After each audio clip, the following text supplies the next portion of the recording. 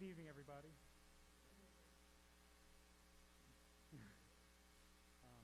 have done that before. I said good morning. Roll call vote. Mrs. Anster? Mrs. Branch? Mr. Furlan? Dr. Heller? Mr. Schifrinson? Here. Mrs. Shrem? Mrs. Salachi? Mrs. Strafasi? And Mrs. Wolf?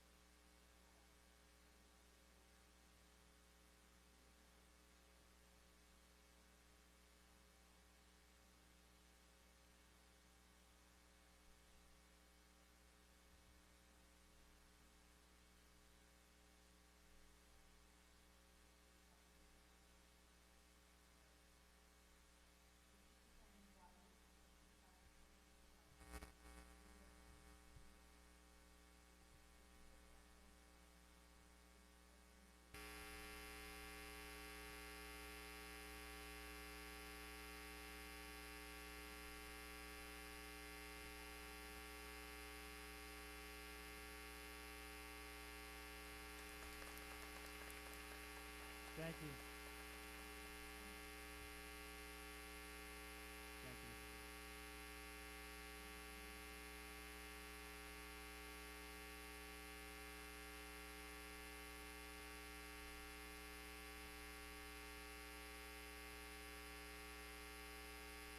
I want to take a second to talk about our road forward plan, which unfortunately seems to be changing by the day as guidance continues to be given and provided to us. So I'm going to go through the highlights. A lot of the same topics from last year exist in this year. There's going to be some changes. I'm just going to give highlights and then more information as it comes. For instance, the NJDOH has not clarified yet what that looks like as per the CDC guidance for quarantining. We're waiting for that to come down through that, and it honestly just hasn't come down yet. So we're waiting for that to happen. So we obviously can't have that in the plan. But as far as vaccinations go, we're going to send vaccination opportunities out so everyone can make an informed decision. We'll just continue to do that. We will also continue to coordinate and communicate with our local health department, and our incredible school nurses did a fantastic job of that last year. They will continue to do that as well. As far as the indoor mask wearing protocols, which I know is a massive topic for everybody, that actually is in here and is addressed in Executive Order 251 and is also addressed in Executive Order 253. And I'm sure you did see, Executive Order 253 or here, the governor clarifies the concept that you need more than just a testimonial to exempt from a mask. I'm not weighing in on that. In that statement, I'm just simply stating facts. So unfortunately, it will take a doctor's note to run through the medical process in order for a staff member or for a student to actually be exonerated from a mask. But we have a formal process for that, and it's a fair process. So the exemptions that we have that we will absolutely be looking at. So we had the exemption for heat last year, which we will use again.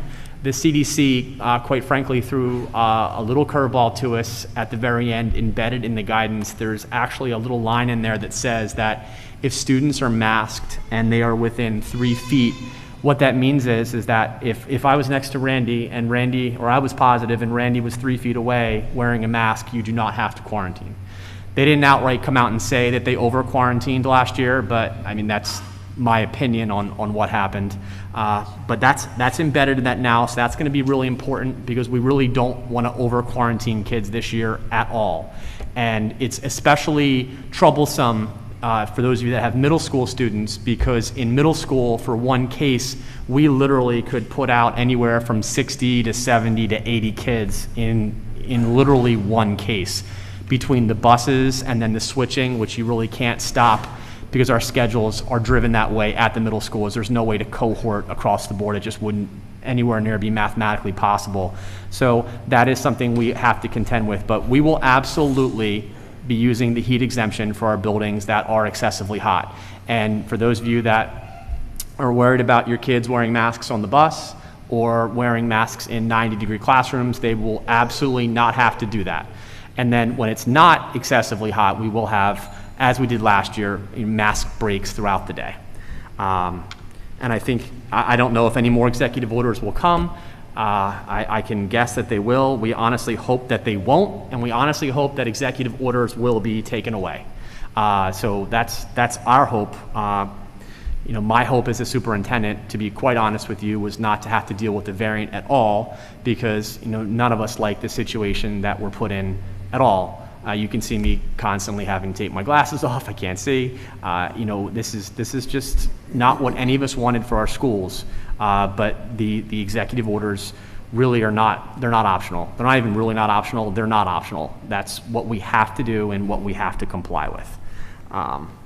So as far as the other exemptions go, for trouble breathing, 1B is a specific moment. That's as a parent or guardian. If trouble breathing would be I'm overheated and I need to take a moment and take my mask down and regroup, we allow that to happen all the time. 1B is definitely not an allowance for a permanent exemption from a mask. That would be 1C, and that is if there's a medical condition or a disability. I already really talked about transportation. For those of you that don't know, the CDC issued a federal order which carries weight, and they basically said, just like at airports, all transportation, you have to have masks on. So that is why the New Jersey really is kind of silent on that piece, is because they're relying on the federal order. So that issue came from the federal government. As far as physical distance and cohorting goes, we will attempt to physically distance 3 feet, and most times we can be successful. We definitely are not going to cohort this year. As far as hand hygiene and respiratory etiquette and really all of the cleaning, that will be exactly the same as it was last year. So our cleaning, we really didn't change our protocols at all, right, Vin? Our protocols are exactly the same. Right, the same cleaning plan from last year. And to be honest with you, this is a situation that none of us wanted to ever see, and if we all had to bet, we would have lost on this. But as far as Purell and hand wipes go, to be honest with you, they will always exist in Marlboro, as long as we're here, because I think that's actually just really good practice at this point. So there's really, as you can see, there's really not many places you go where you don't find hand wipes and you don't find hand sanitizer. And massive kudos to Vin and his entire department, because we've been ahead of the game with PPE. We really got our orders in even a year ago, ahead of a lot of places. And if you haven't heard me speak about it, I think we actually budgeted or used about 4,000 gallons of Purell. I think that's the rough number, right, Vin? That's about what that came down to when we first initially looked at how much we need. Right, that's how much we purchased based off of need of area of each classroom. Which is a lot of hand sanitizer. It's even hard to actually store that much hand sanitizer. So we had to figure out how to have rotations and have things brought in. As far as meals go, if you're not taking advantage of our free meals, lunches and snacks are free for the entire year, and Vinny at Chartwell's is amazing. And we have gluten-free, we have vegetarian. We really cater to all of our staff and all of our kids. So if you're not taking advantage of that, take advantage of it. And please don't think that we can actually take your meal and give it to somebody else. We're not even allowed to do that. So if it would save you 5 or 10 minutes, and I have 3 children, and I'm very lucky that I'm out early. My wife makes lunches, and she's awesome. But if it was me, it would save me probably a half an hour, because my wife can probably do it in 10 minutes, and I just can't. So please take advantage of our free lunches, because there is such thing as a free lunch this year. Transportation cleaning is exactly the same. Our airflow really is exactly the same, with the exception of us actually using iWaves. And what we are doing for our iWaves is that we're actually purchasing and installing iWave technology throughout the district. It's basically an air purifier that's installed in all of our existing HVA systems, and it helps clean the air indoors. So that will be everywhere. So it essentially takes a MERV 8 filter and makes it be a MERV 13 or act as a MERV 13 filter. And that will be everywhere in districts that can accept that type of an air purifier. Screening, we are not asking parents or children to do the COVID screener this year on a daily basis. I don't foresee that changing. If things take a turn for the worst, I'm going to knock on wood. That's not real wood. I'm going to go to the real wood. Knock on the real wood. That could be revisited. But as of right now, in having good, long administrative talks, we really didn't think that we caught a lot of problems. And honestly, how do I say this? It honestly didn't catch problems. A lot of times there was a problem and it may have not have been reported in the correct manner, so to speak, which then you question why you're really doing that practice. So in Genesis, if you've already gone in, you're going to see there's a one-time check off on that to monitor signs and symptoms. Parents should obviously keep kids home with signs and symptoms so that we don't run into contamination issues. Our responses to symptomatic students, it remains the same. Exclusion is going to be interesting.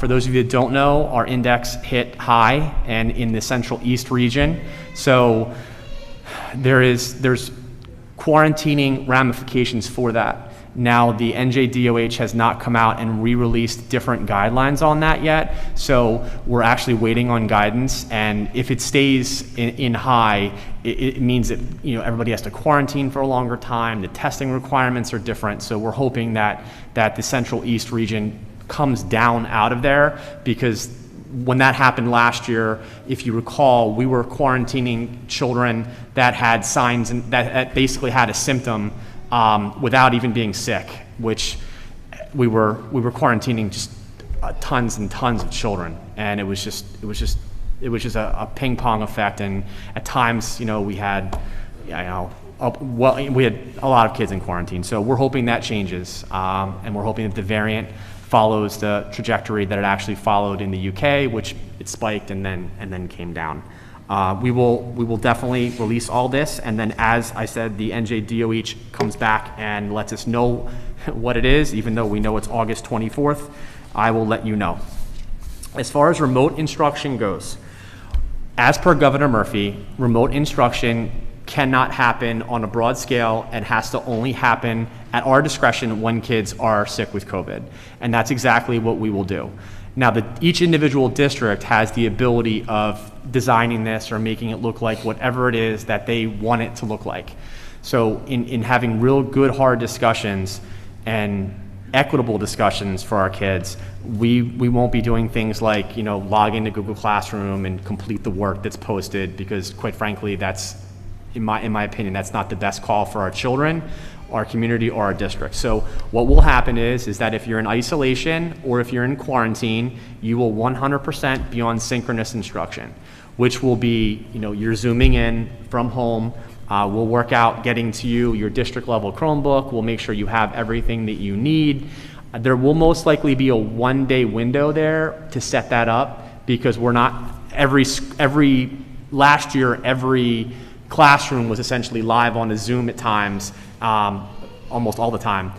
We're not going to do that way where we have it all set up all the time this year. So we'll set it up as we need it, and essentially, if anything happens inside the school district, it obviously generates from the school district. So that's, the nurse will be in contact with you to discuss the quarantine days and what that looks like, to design the remote learning plan.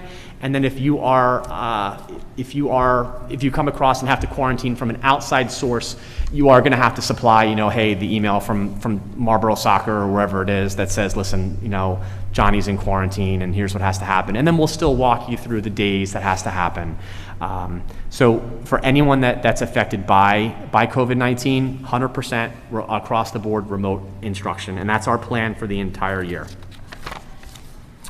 For medically fragile, any child that has a doctor's note for anything related to wearing a mask, it's real simple. Just go to your doctor, have them document what the issue is, and then our doctor will look at that. And then it's not actually Eric Hibbs that makes that call. I actually have nothing to do with it. So it's complete an examination of the medical record to be as fair and as impartial as possible.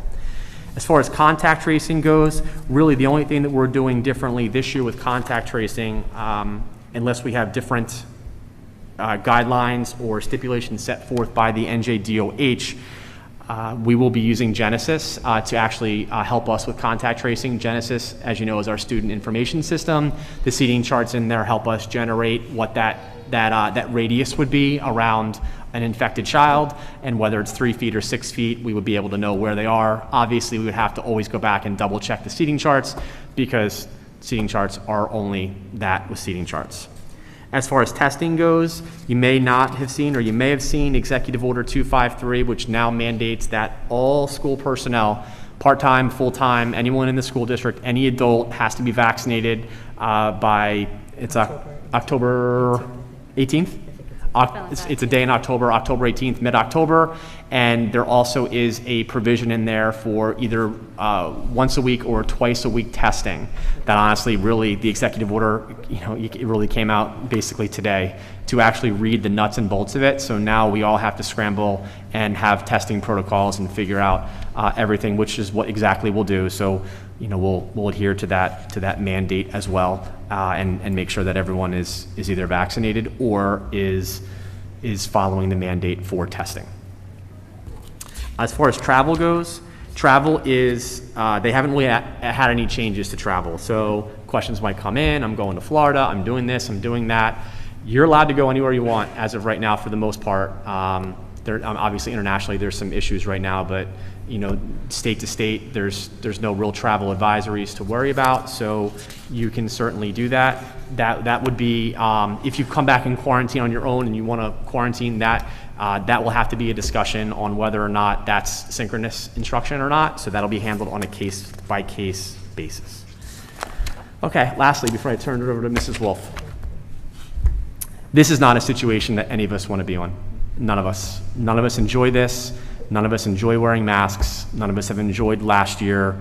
We honestly have tried as a school district, and I think we've done more than try. I think we've done a great job of providing the very best instruction under terrible and difficult circumstances. I had the opportunity last week to sit down with the head doctors of Central State, and it was myself and it was the other regional superintendents, and it was a very informative conversation. And I'm not going to honestly, I'm not going to talk about masks and whether they work or particles or viral loads, because honestly, I respect everyone's opinion. I really honestly do, and I can understand that everyone has very strong opinions. I understand that. What I will say that stuck with me with that conversation, and they were very honest, and they essentially said, we really had no idea what we were doing out of the gate. And that really struck a chord with me, and I was very happy to hear even medical professionals say that they were really starting at ground zero to figure it out.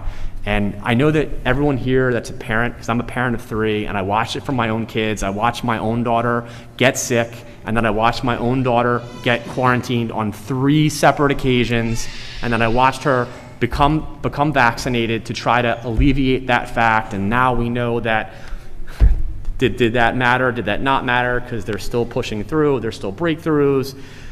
I understand all of that, but it was a hard year last year, to be really honest with you. On so many levels, we had to really start from scratch. And for those that I know you all will understand this, businesses before this were built to do this. You had plenty of people that stayed at home and worked from home and could remote in.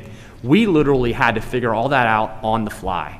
And yeah, I will never tell you that we were perfect in any way, shape, or form. Anyone who says they're perfect, they're completely lying to you. But in the end, our product really was, I don't know what else we could have done, to be honest with you, to do a better job, aside from, to be honest with you, the technology issues that we had that couldn't handle the hundreds and hundreds and hundreds of Zooms. And there was just no way to simulate that in that moment. If I could look back and say, what could we do differently and be reflective on it, that's really the only thing that I think that we could have done differently in this times. But I want to let everybody know that I respect everyone's opinion.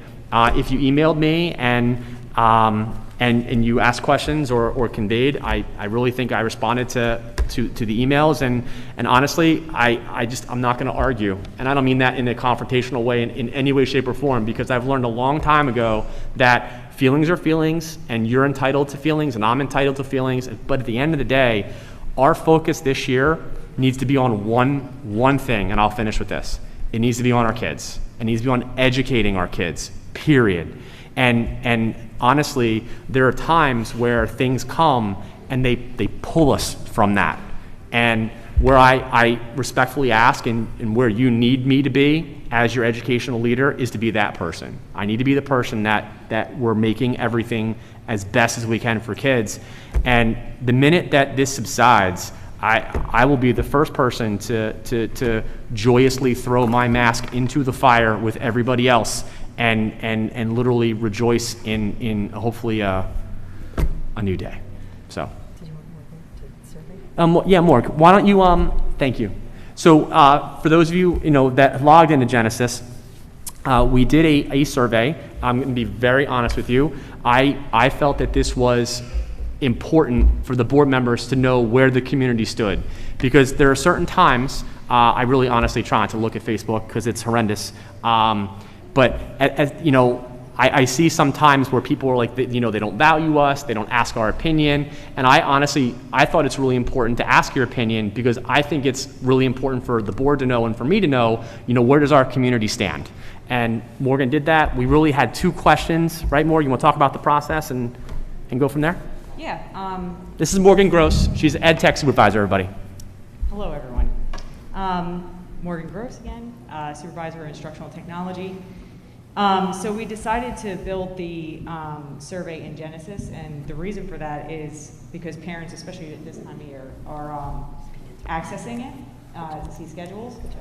And we really wanted to make sure that we got as many voices as possible.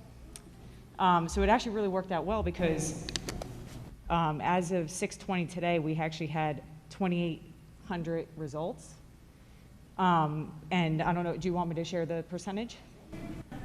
Yeah, it was 2,800. It was about 2,800 people that responded out of is that 4,400, Mark? Yeah. Morgan, just speak into the microphone. I think they're having a hard time hearing you. The grant total is 4,406, but out of that, we had 2,800 results. Responses. So 2,800 out of 4,400 responded. And 63% said that yes, they support it, and 37% said no. And what we did was every parent had to fill it in, and they had to do it for each child, knowing that they could have a different opinion for like their kindergarten child versus maybe their middle school child. Yep. So we had a very good response, and we're still collecting data right now. Yep, and it'll stay open, and then the next time that the parent or guardian logs in, that will be their opportunity to do their survey. Thank you. Thank you for putting that together so quickly. So we Thanks, want to Mark. thank the community for all the letters that we received on all different sides, all different emotions, all different feelings. That was one of the reasons we wanted to do a survey, to see how the rest of the community felt. And I answered every email that I got, or if it was to the whole board and Dr. Hibbs answered the emails. And our practice is that the Board of Ed president responds. So if you didn't get an answer from 9 people, that's why. Just wanted to throw that out there. So obviously we know this is a very hot topic, and it's a very difficult situation. I'm a teacher in a neighboring town, and there's nothing more that I would like to go back to school without wearing masks. But unfortunately, or for the safety, I guess, of our students, Governor Murphy has put Executive Order 251, where we are mandated to have masks in school. What we will talk about is possibly sending a letter to the governor with our survey results, so he knows that how our community feels. Several people have asked us to send a letter to the governor, and we will not be sending a letter saying that we're going to ignore his executive order, but what we will do is share our survey results to show that what our community is feeling, the people that responded to our survey. Would anyone else like to say anything? Yes, Kathleen. Hi, everybody. Thanks for coming. Kathleen, just speak in, yeah. Oh, sorry. Can you hear me? Yep. Yes, Okay. yeah. So I just want to thank you guys for putting the survey together. I appreciate it. And I think we should discuss maybe sending a letter to the governor. I think all 9 of us who are up here were voted in by everybody, all 100%. All the 63 and 37 got us here. So although the majority is saying they agree, we're here to represent the 37% as well. I think that's our obligation. I'm not, obviously we're not going to go against the mandate, but I think the least we can do as a board collectively is to say these were our results. I've always felt in my heart that a parent knows their child best. I've always, anybody who's, and I think Dr. Hibb, you know that from speaking to me, even with my special ed advocacy, I'm always saying that parents know their kids best. So I just think that we should at least respect the 37% of the people who feel that, they know what's best, and it would be great if we could collectively agree to send a letter with the results to the governor. Absolutely, send a Thank letter you. with results. Yes, I agree. Thank you, Kathleen. That's exactly what I said. That's exactly what we said we would do, send results. Anyway. I also just wanted to say thank you because I felt it was important to send our results as well. I also have my 2 kids and they're 2 complete opposite. My son's like, I don't care. My daughter's like, heck no, I do not want to wear it. So I was, to be honest, one of the ones that said yes for one and no for the other. I do feel like we should have the choice, but I also feel like I understand why, and I understand both sides of it. So I just wanted to voice that, let you know. Great, thank you, Thank Jen. you. Thank you, Kathleen. I'll speak up. Can you guys hear me? No. No. How do I You hold it in. I hold it? Yeah. Can you hear me now? Here. No. Thank you. Okay, can you hear me? Yes. Just echoing what Kathleen and Jen just said, and similar to Jen, I have the same situation with 2 kids. One, I always say one could wear a mask literally in 90 degrees on the basketball court, and the other could be sitting in an air-conditioned room and just, cry that it's on. So I was also very torn, but once we saw that survey come around, and as Kathleen said, just representing everyone, despite what the percentages are, I think it is important to let everyone be heard. So I do agree as well. Thank you, Susie. And we will make sure that all the voices are heard, and we will give the exact percentage to the governor. Thank And you. I concur too. And just so that everyone knows, this was an active discussion, where, obviously we can't meet as a whole board, so it's tough when you have a meeting that's month to month, but, some of us individually did reach out with concerns because the decisions are all over the spectrum, like with other things, it's either you're black or you're white, or you're yes or you're no. And with this, it's every color of the rainbow with where people are. And that's what makes it tricky. So I definitely am one of those I was one of those who advocated saying, I'm a big believer in just facts. Like these are the results. This is the data, and make your results, and we'll let Governor Murphy where we stand. And and I understand people are going to disagree with the state mandate, but that's what's amazing about the United States is there's an election day coming up, and if you don't like the state mandate, don't vote for Governor Murphy. Vote for his opponent, and that's democracy. Absolutely, Jill. Thank you. Right. And go to the governor, go to the legislators, go speak out to them, because unfortunately our hands are as tied as they are that we have to follow this executive order. Excuse me. Our hands are tied. Mark, can you give some? Can I also just, Our hands are tied. We have an executive order which has the force of law, and we have to, what does that mean? What is that? Excuse me, can we just? It's an executive order which has the force of law. As a matter of fact, the Executive Order 251 actually goes so far as to put forth penalties, both fines, as well as it says up to 6 months of jail time. So there's repercussions for school districts that don't follow executive orders, loss of state aid potentially. We go through a CUSAC auditing process where we could have problems there, which would put us on a corrective action plan. Bottom line, board members uphold an oath to follow the law. And whether we like it or not, it is the executive order that has the force of law. It is not a law. I understand it's not enacted by the legislature, I get it, but it has the force of law. Thank you.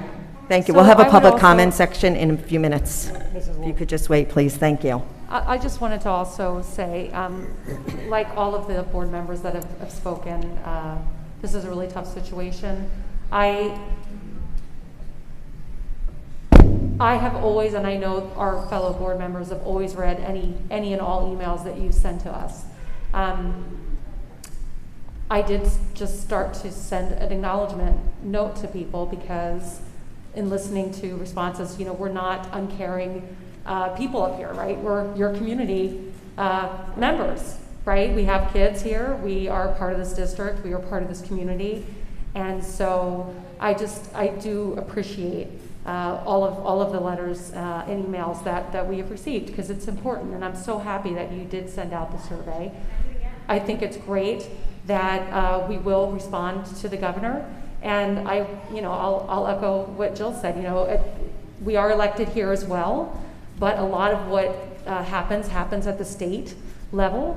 So, if you're not happy with the mandates and you're not happy with curriculum things that come down from the legislature, please let them know because we have to enact it, but they legislate it. So please continue to let us know how you feel, but also, make sure that you are talking to the people that really can make that difference.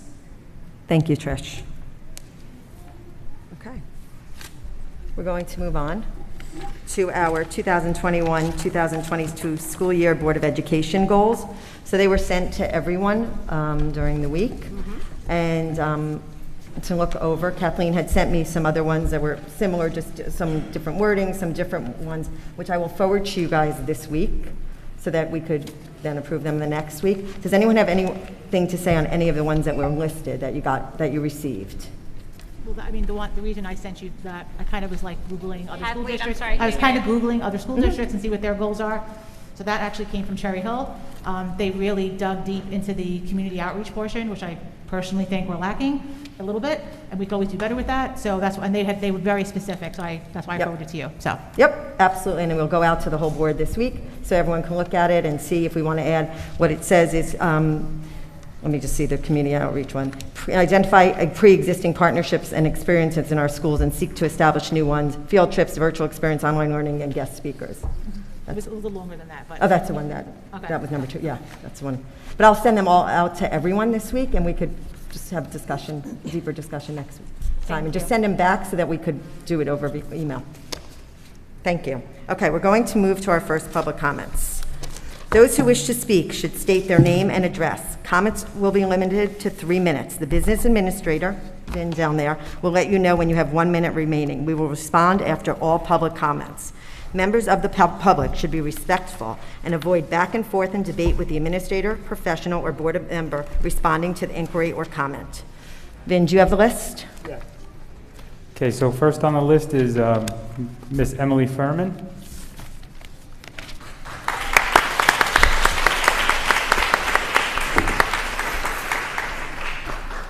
Emily, just pull it down, okay? There you go.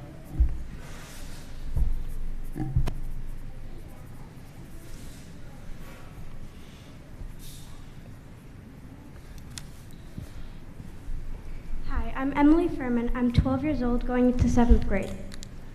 I'm here to tell you how I feel about how the masks make me feel. They give me anxiety and headaches.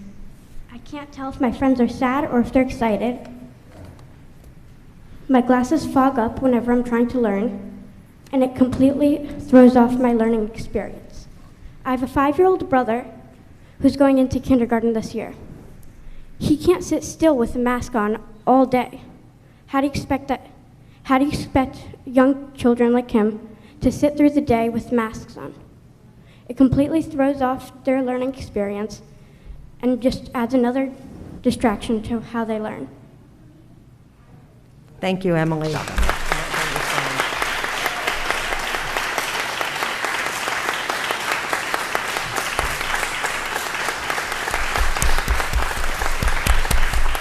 Thank you, Emily. Our next. Yep. Next on the list is Mr. Michael Resnick.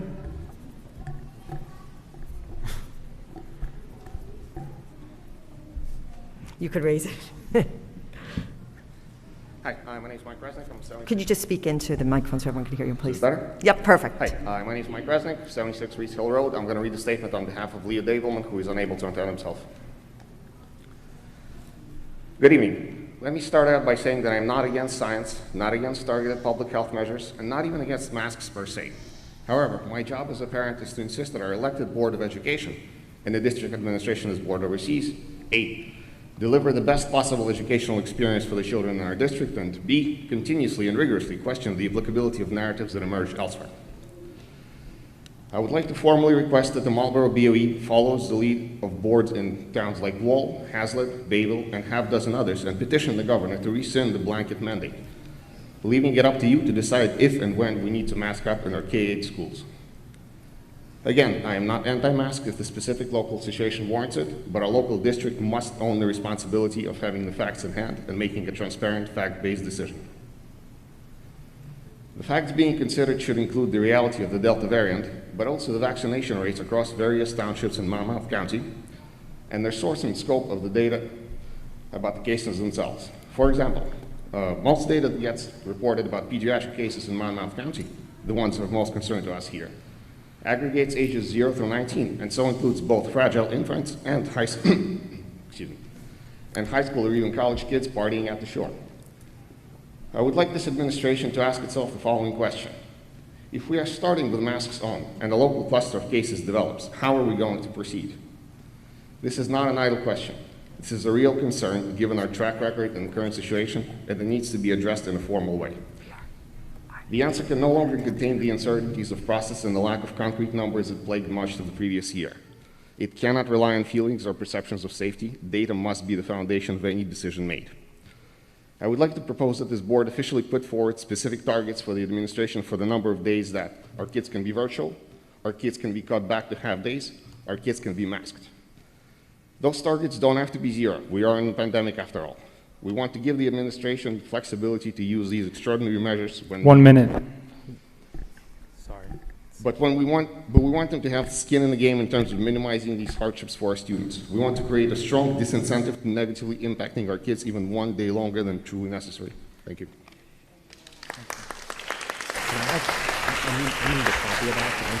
Yeah. Mr. Resnick, would it be possible to just get a copy of what you just read so we can make sure we answer those questions on there? Thank you. All right, let's try this again. Is it okay to keep that? Yeah. Thank you so much. Appreciate it. Next on the list is Mrs. Robin Bornstein.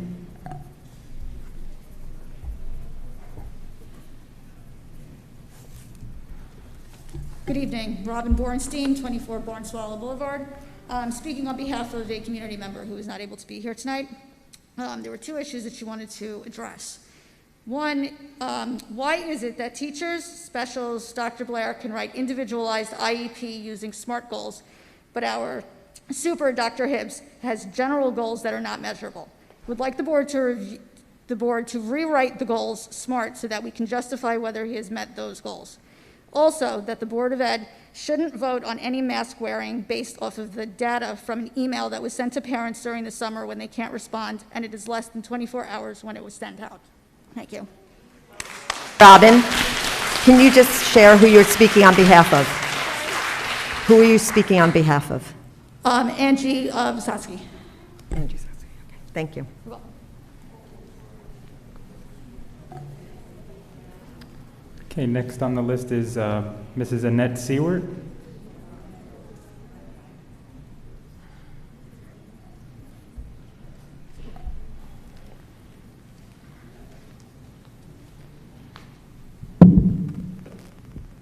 My name is Annette Seward. I reside at 18 Nashua Drive.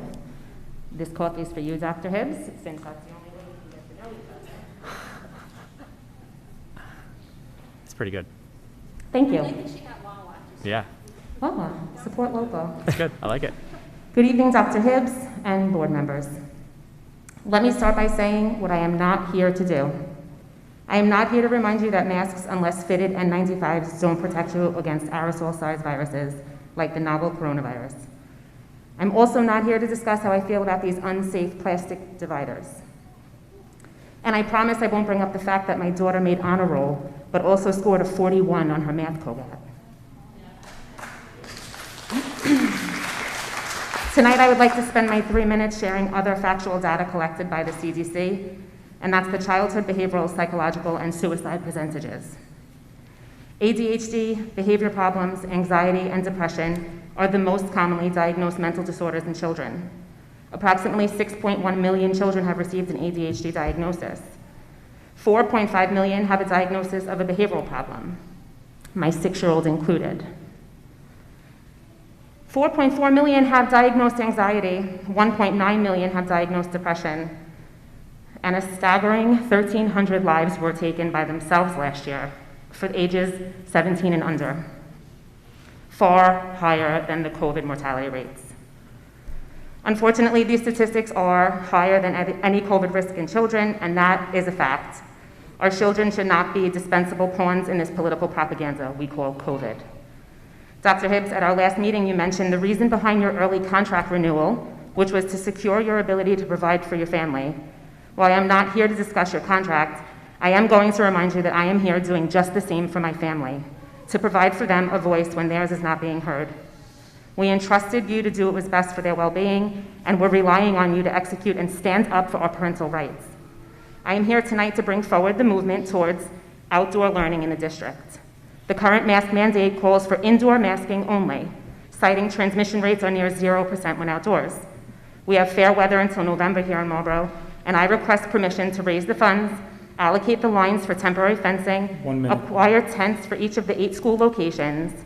I also willingly volunteer my time to organize and execute the plan, bring them outside for frequent mask breaks, and also enforce them for at least an hour a day aside from recess, which the masks were still mandated at the middle school last year. We are in one of the wealthiest districts in Monmouth County and believe we can collect the funds to support my idea. We would need roughly $10,000 to make this idea a reality, and I know this community can pull together to do so. After all, we're Marlboro strong.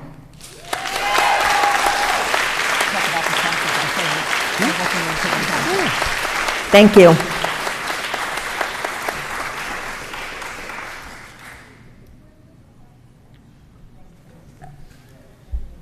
Okay, next on the list is Mrs. Ashley McCormick.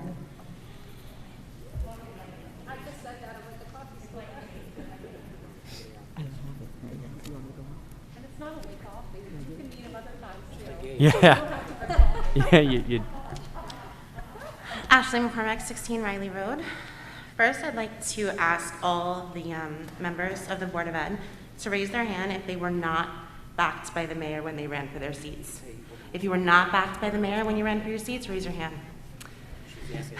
So each and every one of you, actually Jill, I'm sorry, you as well, but each and every one of you were picked and placed in your seat except for Kathleen Anster and I believe Jill.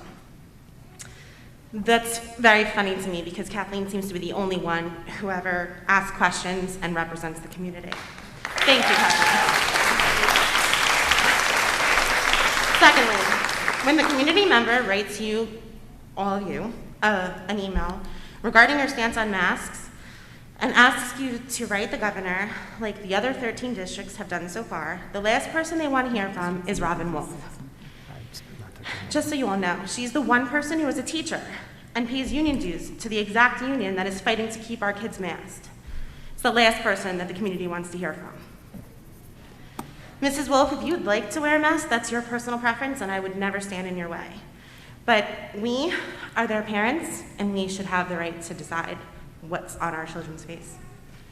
I'm not gonna harp on it too much because I don't believe the governor would do much about it even if the board did send a letter. But I just want to make it clear for the record that last month you guys basically called us liars when we told you that the community had lost trust in you. But this is 100% why the community has lost trust in you. We ask for support, we voice our opinions, then you constantly shut us down. The next question I have is for Mr. Ballone and Dr. Hibbs. You say over and over again that our kids have completed the curriculum last year and they're not behind. I call BS. There's no way with all those virtual days and half days, that is true. No way. I'm not an educator, I'm just a concerned mother. I have been on the soccer fields, the baseball fields, I've been to kids' birthday parties. I've connected with many, many, many parents on Facebook, and they're all worried that their children are behind, including myself. So I ask you, where's the plan for extra help? I don't mean virtual reading for 20 minutes on Facebook. On virtual. I mean real help. We need teachers to stay an extra hour or two every day, to work with small groups of kids, to reiterate what they haven't learned from last year. We have the best teachers in the district, and I'm confident that they can get our kids back to grade level, especially in ELA and math, but you need to show us a plan, please, and not this virtual crap. Lastly, I'd never thought that we'd have to fight for our kids to have a public education. Something's got to give. These BOE members were cherry-picked by the mayor, and this board should have nothing to do with politics. We all see what politicians have done to our government, and I do not want this to happen to our school, too. Come this November, vote for anyone except the ones backed by the mayor.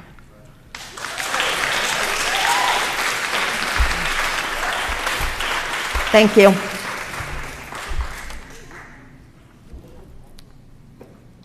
Next up is Mrs. DePasquale.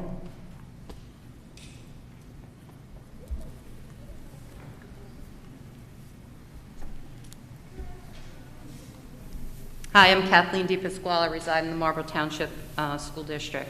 I can't talk with this on because this keeps going back in my mouth, so I have to pull it off to talk, otherwise I'm going to hyperventilate. Okay. My first question is, last year I actually applied 3 doctor's notes for a mask exemption. The first one I dropped off in person to the principal at the Early Learning Center for my 3-year-old developmentally delayed son. And I was told that they didn't know what to do because I was the first person to drop a note off. So a day later, I got a phone call from the case manager, and they said, all right, we've decided we could add it to his IEP. We could do it by amendment, or we can have it a meeting. I took the amendment. She said, check your email in about an hour. Email never came. Called back, spoke to the case manager. She told me, well, we ran it past the lawyer, Allison Kenny, which, by the way, is the same exact law firm that Mr. Zittermeyer represents on behalf of the board. So they're using the same law firm to represent them when parents sue for services as they do representing our Board of Ed. But anyway. She needs to talk up here. Then I received an email saying, according to policy, dress code policy Please direct your 5511. if you could direct your comments up here, thank you. Okay, well, I'm speaking to everybody because I'd like them to know what I encountered when I asked for a mask exemption for my son from a doctor. Then I received an email saying that we don't believe your request is reasonable, and I could read the email for you, and anybody who's interested, I'd be more than happy to forward those emails to you. But pretty much they determined they didn't think my child was delayed enough until they would do some observations, informal observations, which they would never explain to me, although when I did get them explained to me, they denied when I put them back in writing. And they said that he was going to have to wear a mask. Unfortunately, first day of school, he had to wear a mask. Second day of school, virtual, he fell at home, tripped on the rug underneath my bed, cut his face open by hitting the footboard of my bed. Went to an emergency room, needed internal sutures, including glued sutures. Called the school, spoke to the case manager and the teacher, told them exactly what care was to be performed on my son, brought him back to school the following day. Almost 48 hours later, he bumped his face getting out of the car. He was brought to the nurse's office. Nurse cleaned it with Aquaphor, dissolved all his glued sutures, reopened his face, and they put a mask on top of him. They did this for 2 days. Find out, not until 2 days later, that my son was wearing a mask because they ignored my things that I was saying from my plastic surgeon. Requested the nurse's office and report 2 falsified reasons for him being in that office. Asked them to correct the record. They told me it captured the essence, so they didn't need to correct it. Asked many, many questions. Many went unheard. And then they acknowledged they would take a second note from my plastic surgeon saying that he couldn't wear a mask due to healing. Before that mask time expired, that note expired, the teacher and the case manager took it upon themselves because I was asking, how are you going to get him to comply to wearing a mask because the shield time was up. And they offered him, then not only did they do they did a self-portrait where everybody was wearing a mask, and they told me my developmental son told them that he wanted to be just like everybody else, and he asked for a mask, and he did not. And they gave him the mask, even though they told me they were going to honor the plastic surgeon's letter.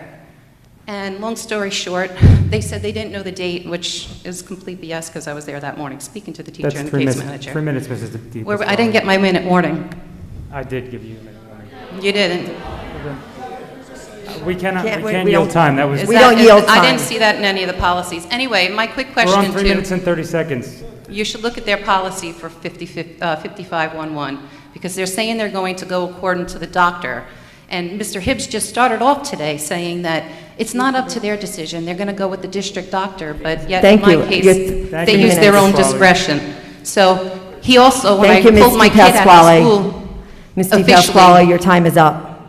You could come up at this second comments.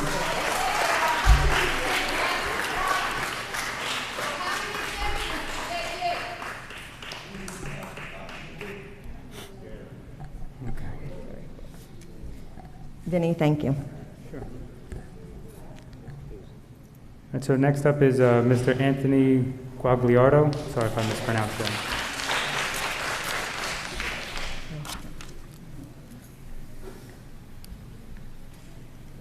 A wise man once said to me, if you're going to be stupid... Excuse me, can you just state your name and address? Sorry. Oh, Anthony For record. Quagliardo, Thank you. 15 Calgary Circle. Thank you. For right now. Morganville. Thank 'Cause you. I'm probably leaving here. A wise man once said, if you're going to be stupid, be smart being stupid. Even if masks work, and that's a big if, the debate is so politically charged, we're never going to really know the truth of anything anymore. To think that these kids can leave school grounds, go home, go play sports, go to yoga, go to dance, go to birthday parties, go do whatever extracurricular activity without a mask, and then come back to school the next day, put their mask on, sit behind a plexiglass board where COVID apparently cannot get over and get them sick. It doesn't make any sense. I don't know what channel news everybody watches, but people actually live their life without masks and go out and they interact with people. They go to restaurants, they go to parks. They do a whole bunch of things without masks and people don't get sick. And then there's some people that get sick and they get better. But we don't even hear about that. We don't ever hear about the people that get better.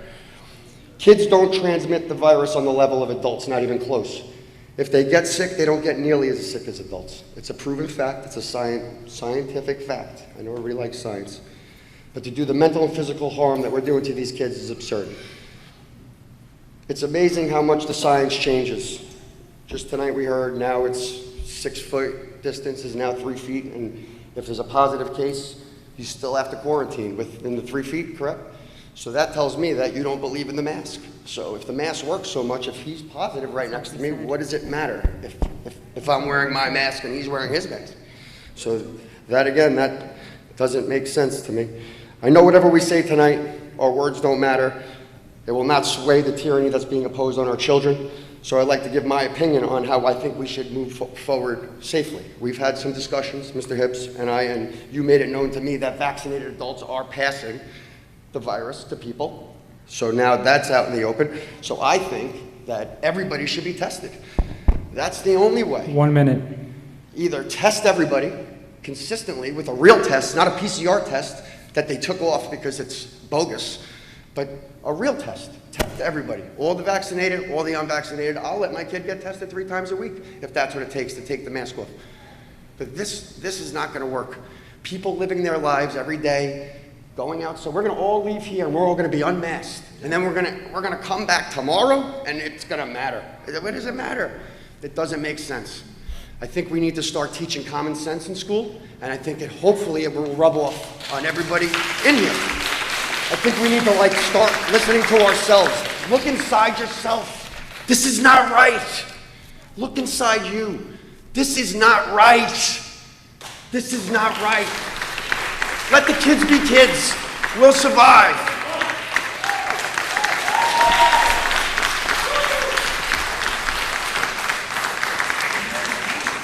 Thank you. Okay, next up is Mrs. Dana Verga.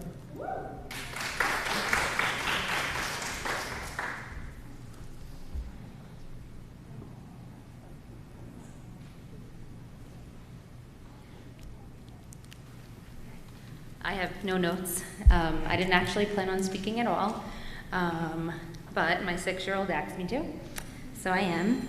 And I'm not here to yell or to do one side or the other, because I think that parents who want masks, they love their kids. They're scared to death of the virus. I get it. Parents who don't, like me, my kids had the virus, we're good. I'm pretty much anti-mask at this point, but that's not what I'm asking for.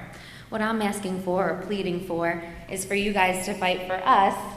Like, you could go to a restaurant and you could sit down and you could take off your mask. Oh my goodness, my voice is trembling. Okay. I'm kind of pleading for a little bit of a middleman. Like, can we have a little bit of give and take, where if the kids are on a mask, on the bus and in a mask and they're in the hallways, when they're sitting at their desk and they have that barrier around them, let them take off their mask. It's like they're sitting at a restaurant. I feel like there's not been really guidance on that. So that's all I'm asking for. It's just a little play for us. Like, I'm happy that they're not wearing it outside. Obviously, my stance is not everybody's stance, but again, a little give and take. And what do you want to say? I want to play with my friends. I want to play a little closer to them and like play tag and stuff. And that's it. Thank you so much. Thank you.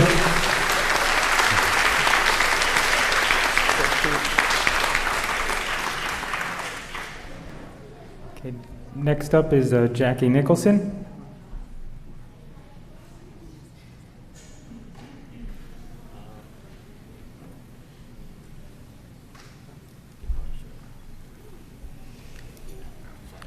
My name is Jackie Nicholson. I live at 44 Stockton Drive. I am a mother of 2, have my master's degree in education, and I'm a public school teacher in Middlesex County. I've written into the board before with my concerns. Dr. Hibbs, during the board meeting in May, you stated that you would love to have a conversation with me about my concerns, but you never reached out by phone call or email. This ends when we say it ends. We are acutely aware that there is no end game. We have done everything we have been asked to do, and yet we are still here, starting another school year with restrictions. Enough is enough. My child ended kindergarten 4 months early. I was forced to teach her because there was no full-time instruction happening. Her first grade year was spent in and out of school, masked behind barriers, spending more time typing on a computer than using a pencil to complete schoolwork. Now her second grade year is starting again with barriers, masks, boundaries. The first 2 years of my child's academic career have been a disaster, with me as the parent struggling to ensure that the mental health of my child remains stable.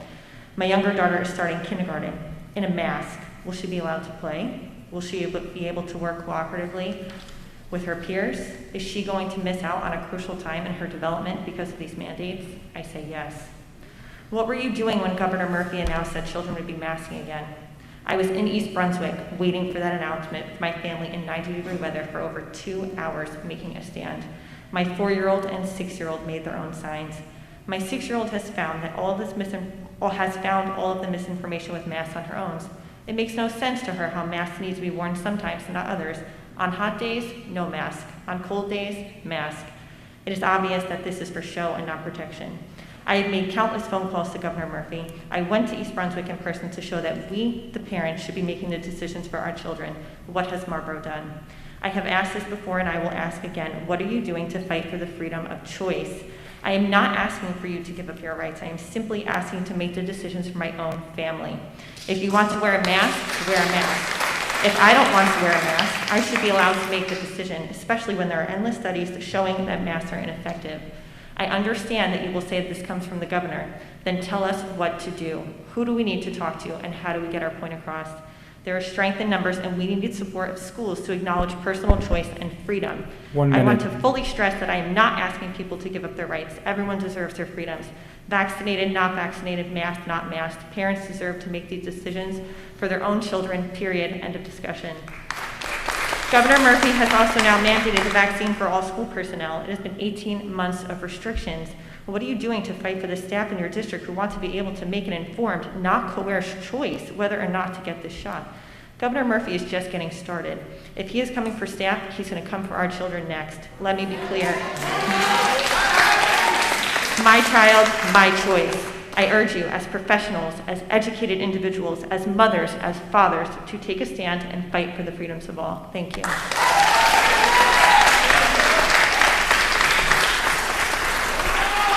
Thank you very much. Okay, next up is Mrs. Kerry Jankowski.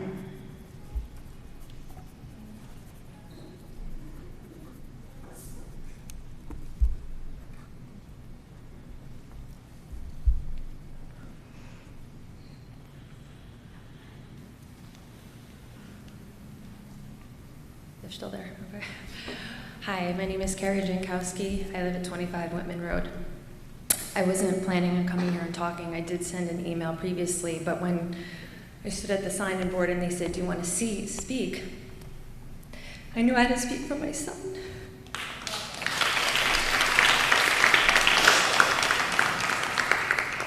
I don't think you should tell him a crying, hysterical mother. Just joking. I'm not. I want to give credit where credit is due. I did send an email and I got several responses from board members, and I appreciate that. I feel like I've always been fighting for my Vinny. Ever since he was little, they told me I didn't know best. He was doing things when he was little, and I said, "There's something there," and I took him to doctor after doctor, and they said, "You're over-dramatizing it." And eventually, he has been given diagnosis of OCD, anxiety disorder, sensory processing disorder. He has an IHP for experiencing severe migraines. He's medicated, which is a very tough decision, and I say this not to out his medical history, so please have compassion if your kids go to school with him. But I've always been fighting for him. I had to fight for him to have speech. All the doctors kept saying, it's developmental, and I knew better as his mother. And it was year after year after year of fighting for a service because I just didn't have the degree. So they said, "You don't know better," and I did, because eventually he was diagnosed and received years of therapy. The same thing with OT, the same with eating therapy. I knew best as his mother, and I'm telling you, I know best for my children now. I respect parents who want to mask, but you are asking me to mask my child with known diagnoses for something you fear could happen to your child, and I am fearful what is already happening to my child.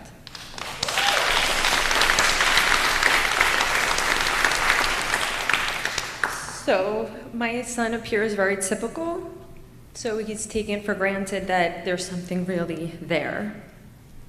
When my child goes to school in a mask, he comes home with severe migraines. Because of his medication, he doesn't eat or drink all day. I've had to actually acquire doctor's notes to force him to drink water. Imagine that, having your child being told he needs to drink water so he doesn't pass out, vomit, or have to go to the nurse's office. I give credit where credit is due. Marlboro has been amazing with his 504 and IHP. Dr. Baskin, Mrs. Dietz should get raises if you could. I've never had to fight them on anything. In previous schools, I've had to fight them outside of the Marlboro School District to even 1 minute, Mrs. Jank. honor his 504 plan. I am so scared for him as a mother that I choke on my fear. To ask him to mask, to worry about his migraines, to worry about his weight loss because he doesn't eat or drink, to worry about the mask police, these powerful people that are constantly put your mask up, to a sensory processing child with anxiety and OCD, it's not a good combination. I fear the phone calls I'm gonna get at work. I'm a teacher, we can't answer the phone, so I'm constantly living in anxiety myself. I can't be forced to mask my child just out of fear of protection of people who fear what could happen to theirs. It's already happening to my child.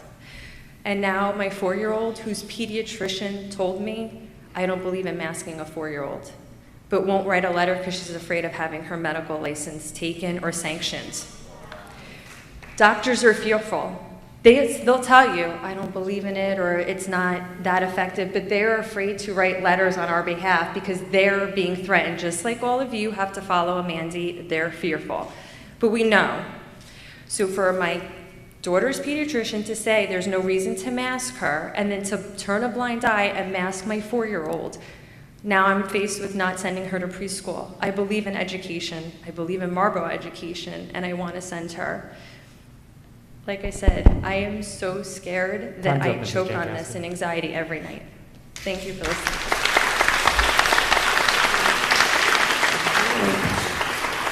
Thank you, Kerry.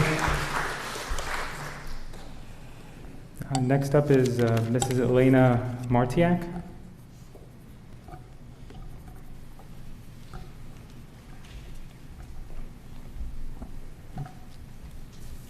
Well, compared to everyone else's comments and whatnot, I just wanted to If you could say- just give oh, your I'm name sorry, and address, it's sorry. Helena Mardiak, 3 Helena Court. Thank you.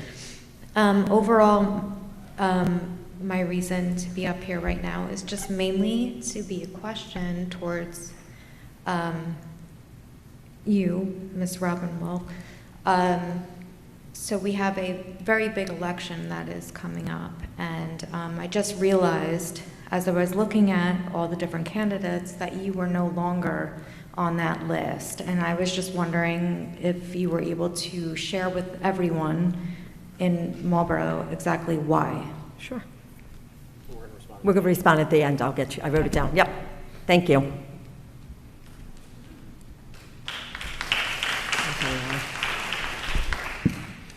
Okay, next on the list is Mrs. Helen Schulman.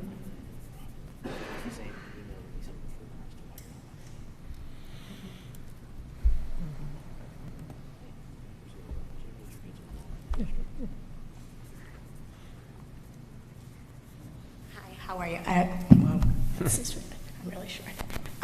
Never been to a board meeting. Don't really, do I state my name? Helen Schulman. Your name, thank you. Your name and your address, if you don't mind. Thank you. Yes. So, yeah, this useless thing, okay. You can have it down when you're talking. Oh, okay, You're thank you. So I came here with, I didn't know what I'm going to say, but I have a question for all you. You said that you're going to send in the results to the governor. Is that going to be after they take all of the people who are part of the system, or just the ones that you already have? That's my question. I want to know the percentage that you said was 63. Is that what you're going to be sending, or you're going to give people a chance to respond, all 4,000 that are in the school system? Okay, thank you. Well, yeah, well, after everyone's done, we'll answer all the questions. Thank you.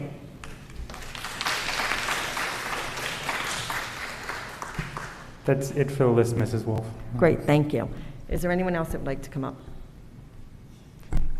Thank you. Just state your name and address, please. Hi, my name is Jasmine Puiton. I live at 2 Hayground Court. So I am here to speak on the behalf of the 63% of parents that do want masks. I came here 2 months ago to sound the alarm about the Delta variant.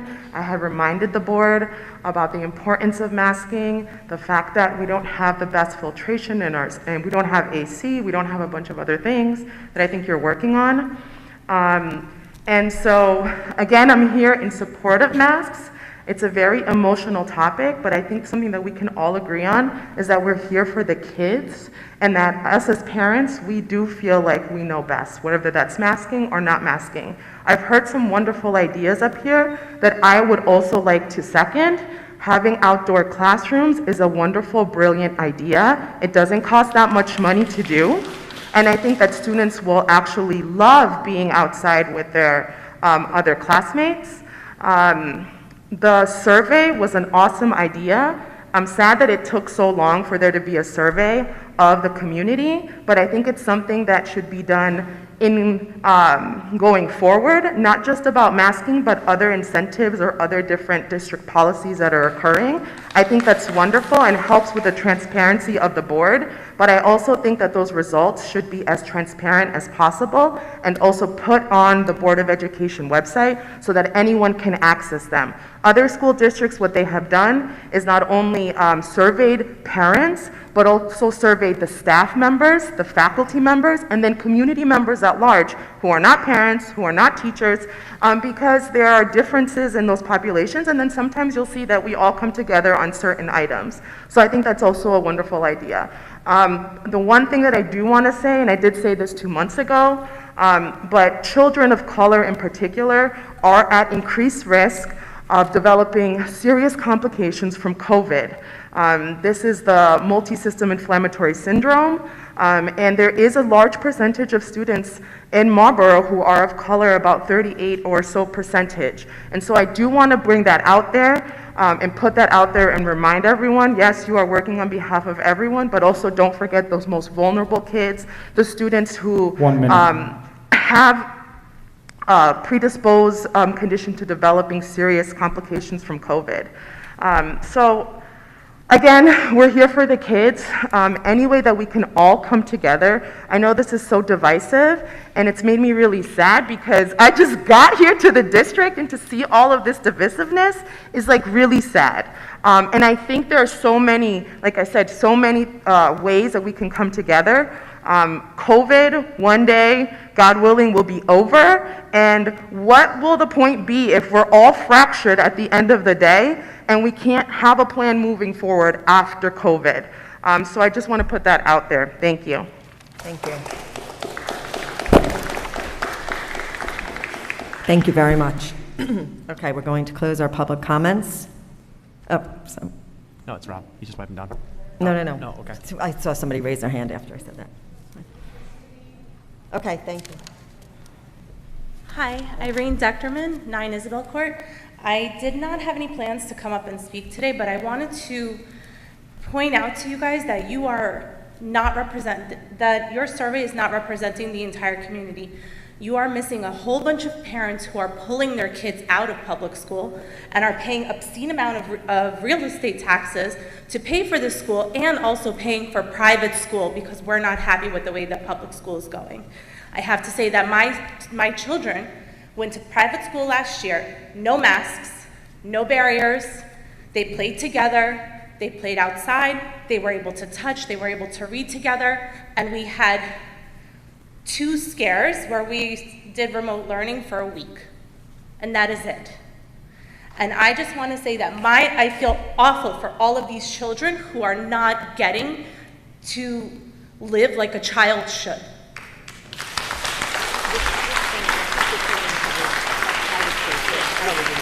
Yeah, okay. No.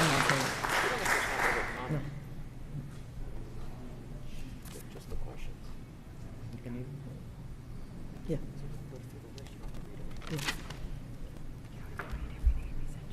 Understood. You heard him. And I'll make this quick. My name is Deborah Van Edom. I live at 25 McHugh Road, Morganville, New Jersey. I too got the survey yesterday, and I think it was too black and white. My girlfriend lost her husband in April to COVID and has an 8-year-old child. I said to her, mask or no mask? And someone else also said here, there should have been more than those 2 options, because there's many parents in this community that would be fine with having their child in a mask going from on the bus, in the hallways, but being in their seat in a classroom without a mask.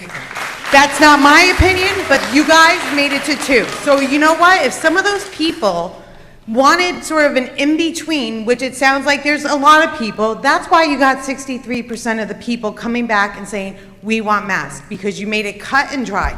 COVID is not cut and dry. We all know that. Thank you. Thank you. Okay, Dr. Hibbs, would you like to start? First off, Emily, you did a great job. Let's give her a hand. It's good. It's actually, there's a lot of people that fear public speaking above almost anything else in the world. Killer job, kid. All right? I'm trying to look for the questions. Annette, where's Annette? Raise your hand. Okay. First off, thank you for the coffee. Secondly, you definitely don't need to stand up. Okay. You don't need a coffee to come in and see me, and anybody. And I feel as if that, sometimes, unfortunately, I get put as the face that stands against people, and I'm really not that person at all. I'm just not. And at the end of the day, I just had Carrie. We had a 45-minute meeting on Friday. That's okay. Sorry. I wasn't looking for accolades. I really want to say this. I understand how you feel. I have 3 children. I understand it. We're not always going to agree on everything, and I want you to understand at times my job is not just as simple as making different partitions happy. And I need you, I'll say I need you to respect that. I'm going to say that I need you to respect that. And at the end of the day, I respect you and I respect all of your feelings. At the end of the day, to be very honest with you, the wearing of masks, it comes to Eric Michael. It comes to me. That's where we are.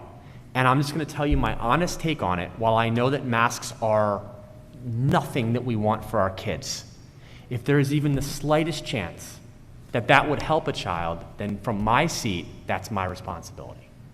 And the minute that mandate is gone, we'll burn them together.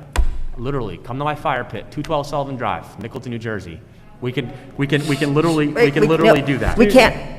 We have to just respect, please. There's no back and forth in our board meetings.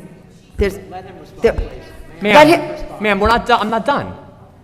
And there's no back and forth. And guys, there's policy. no need. There's really no need for that. I don't yell at people here. Like I'm not done addressing her. She had a great comment about outdoor classrooms. So I have administrative retreat Wednesday and Thursday, so I can meet with you Friday or I can meet with you Monday. You'll figure out a time. I couldn't hear He's you. very flexible. He'll figure out a time to meet with you. And we've already, put him on finding out quotes and stuff for tents. We have. So, Annette, happy to sit down with you. As far as, there was a comment made, I think it was Mrs. McCormack who talked about Mrs. Amster is the only one that asks questions. I will just tell you that is completely inaccurate. And I will stick up for my board members because you just won't see the questions that come. Because they're not questions that would come right here. That's not the only time that I get questions. I mean, I spend more time walking my street outside than I think I do inside at night. So I deal with questions all the time. So just because you don't see them, or maybe you don't like the stance of a certain person at times, doesn't mean they're not asking really super good, hard questions and holding me accountable and responsible for different things. So I want to be clear about that. And as far as the curriculum goes, I'll say it again. If you'd like to come in, anyone, and see legitimately that our math standards were all mapped out and our reading standards were all mapped out, I can show you that. I will not tell you in any way, shape, or form that last year was a year that any of us wanted. Let me say it again. It's nothing that we wanted. I can't be held accountable for COVID. That's ludicrous. So at the end of the day, we did our very best in teaching all those standards. If you honestly think that we didn't teach the standards and you don't want to come in to see that we did, I'm done hearing that. So if you want to make a claim, come in. If you don't want to come in, I don't respect it. Period. Just period. Okay? So, Mrs. DePasquale, our take on that situation is very different. I will not talk about kids in public, which I find to be completely just inappropriate. Robin, I mean, the thing you read about the goals, the goals that are listed on the agenda, they are measurable, and they are focused upon what I feel are most important for the district this year. You know, the COVID goal alone, you won't see all the work that we put into that. That's going to be like 75 different goals. You know, this week alone, we have to hammer out the new guidance for the 3 feet. We now have to decide how we're doing all the testing for all of the staff members, and that was in here too, about testing our staff members. So that goal will be 75 different goals. So, I mean, I think my goals are focused on what's most important for the students of this district. Taking masks off at desks, we can't. Yeah, let me just go through. Yep.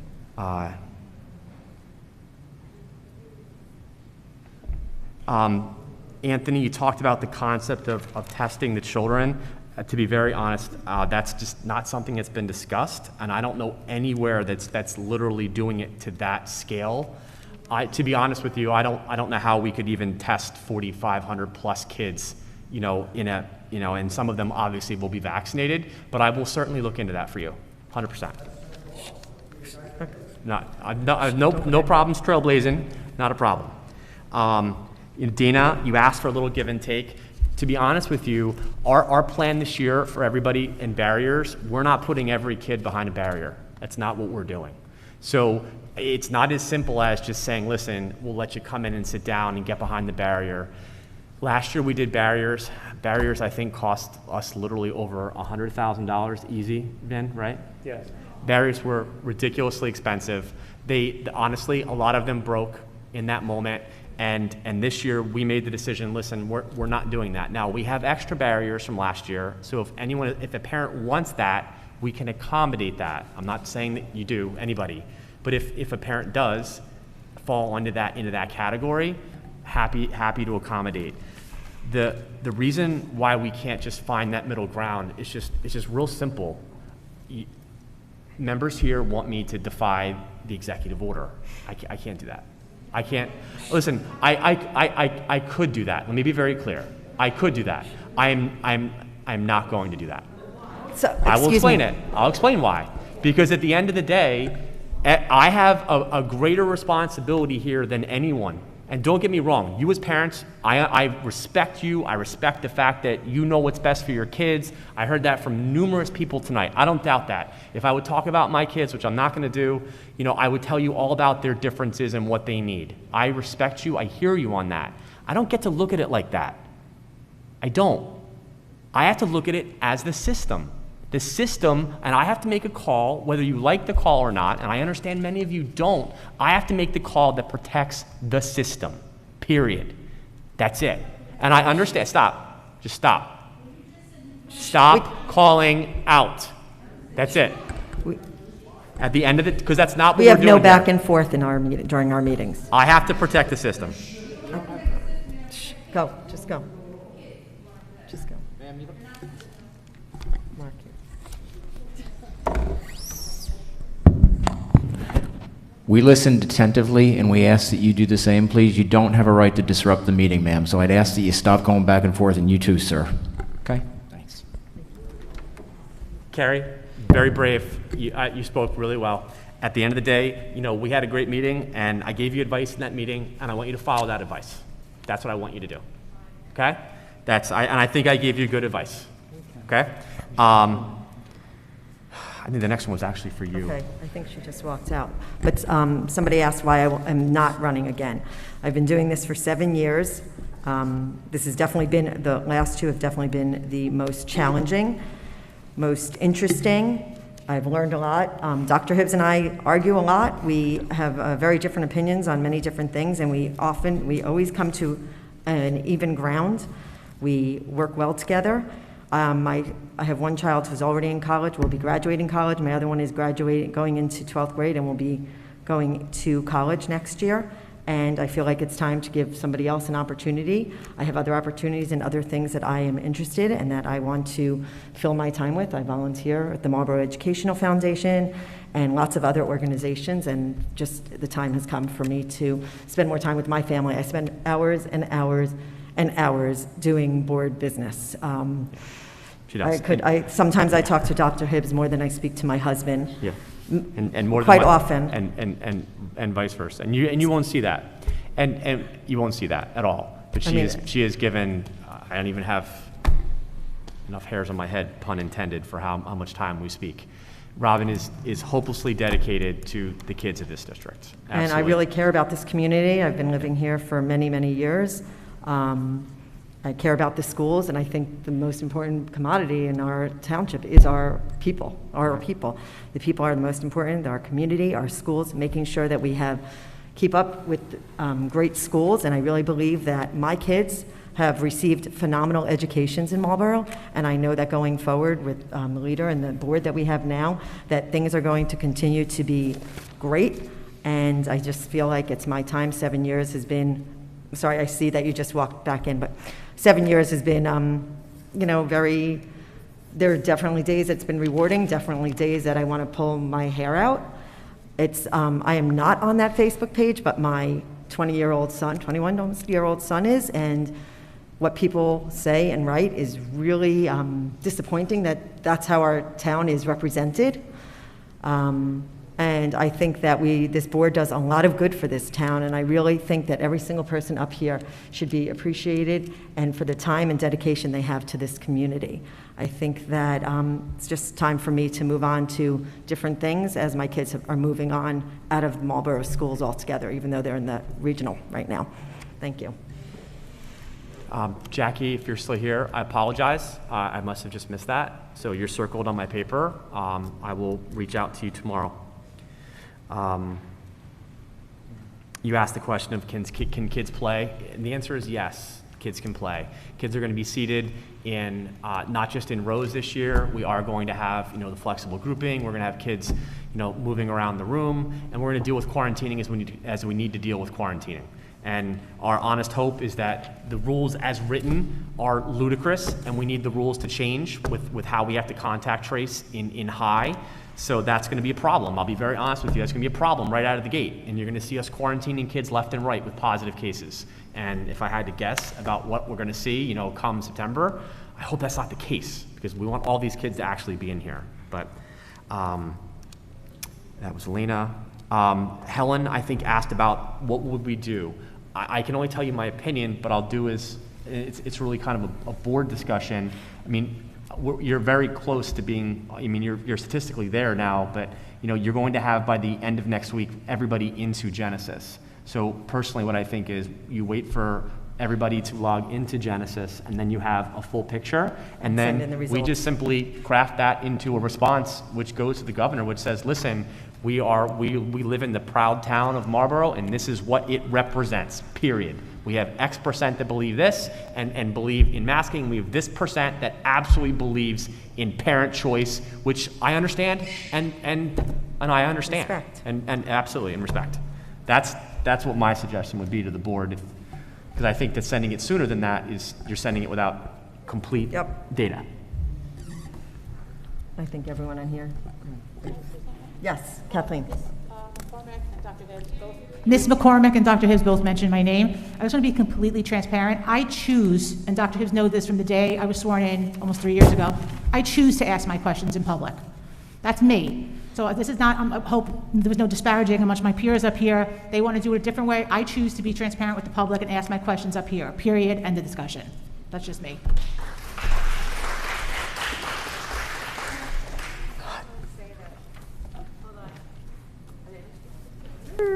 Hello? Can you all hear me? Yeah. Not really. Trish, we have to just finish responding to the public, and then we'll let you go. Okay. Okay, just so, yeah, that's fine. Just so Dr. Hibbs doesn't lose his... Jasmine, happy to put that on the website. We also did survey our staff at last look. I think it was 75-25, Morgan. 75% in favor of masks, 25 not. I'm happy to put that on the website as well. As we far have as a second public comment section. Thank you. Sorry. Irene, I'm not seeing the private. You're absolutely right. We're only going to see anyone who's actively enrolled in Genesis. Totally, absolutely on the money there. Last year, privates absolutely could look differently. This year, they're not allowed to. He changed the language completely to hit all of parochial, hit all of public, hit all of charter. There's no school district in New Jersey now at all, or school, anything, that won't be able to do it and not defy the mask. But last year, you're totally right, that could have happened. You mentioned, kids not being able to live like they should. I agree with you. This is horrible and horrendous across the board. And then Mrs. Venedum, there should have been more options. There's just one simple reason why, and I understand your point, but you have a great point, and someone else could have wanted something else, and someone else could have wanted something else, and someone else could have wanted a different variant, pun intended, on something else. And then all of a sudden you got 19 questions about that. And where does that start and where does that stop? Because at some point everyone feels that you could have asked it a different way. And from my seat, I really kind of just needed to know, where do you fall? Where do you fall on it? And then where do you fall per kid? So really, rather than try to figure out the hundreds of different questions that could have existed, between those two questions, that's where we did. Right. That's it, ma'am. Okay, thank you. Thanks, Trish. Sure. Can I respond now? So just to the idea of questions, while I respect Kathleen as well for asking questions in public, We all have asked additional follow-up questions in public. The reason why we email the questions, at least this is, I'm going to say this for me, and anybody else can contradict or agree with this, but a lot of times the questions come. So we get green notes that explain a lot of the things that are on the agenda. And then that answers a lot of the questions that at least I'll speak for me, that I have. It answers a lot of the questions that I have. But when it doesn't, I send my questions to Dr. Hibbs and to whoever I think also could help answer those questions. Because a lot of times the questions that I need help with require not just me asking it at the dais here, but actually requires them to do work that won't happen in front of you, right? Because they need to go and do the research or give me whatever information additionally that I am requesting. That isn't something they can just pull off the top of their heads as an answer.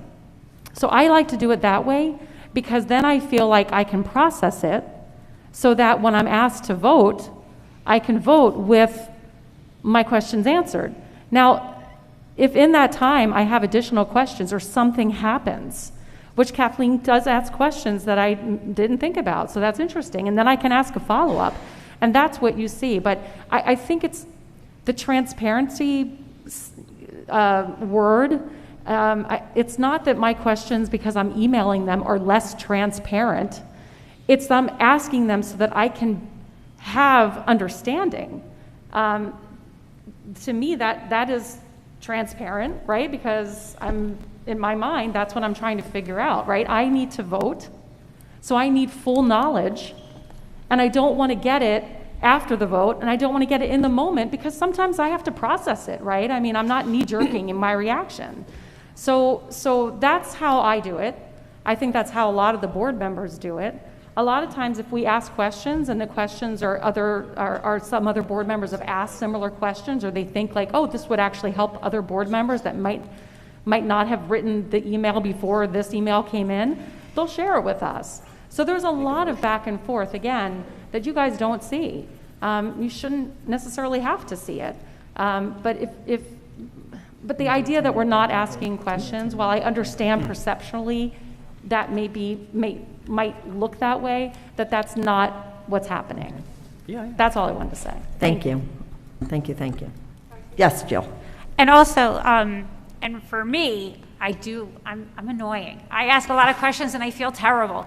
But for me, it's more in the moment. I don't want to wait till tonight. Not to put the spotlight on you, Carrie, but your email was very moving to me. And just so you know, listening to you tonight, I'm on this side and you're on that side, but just trust me when I tell you, we have walked very similar walks as mother. And I'll leave it at that. So and that's before I even knew, I know this tonight, but I saw your email. I didn't want to wait till tonight. So I reached out to Robin saying, let's do this. I saw Carrie's email and I really want this survey.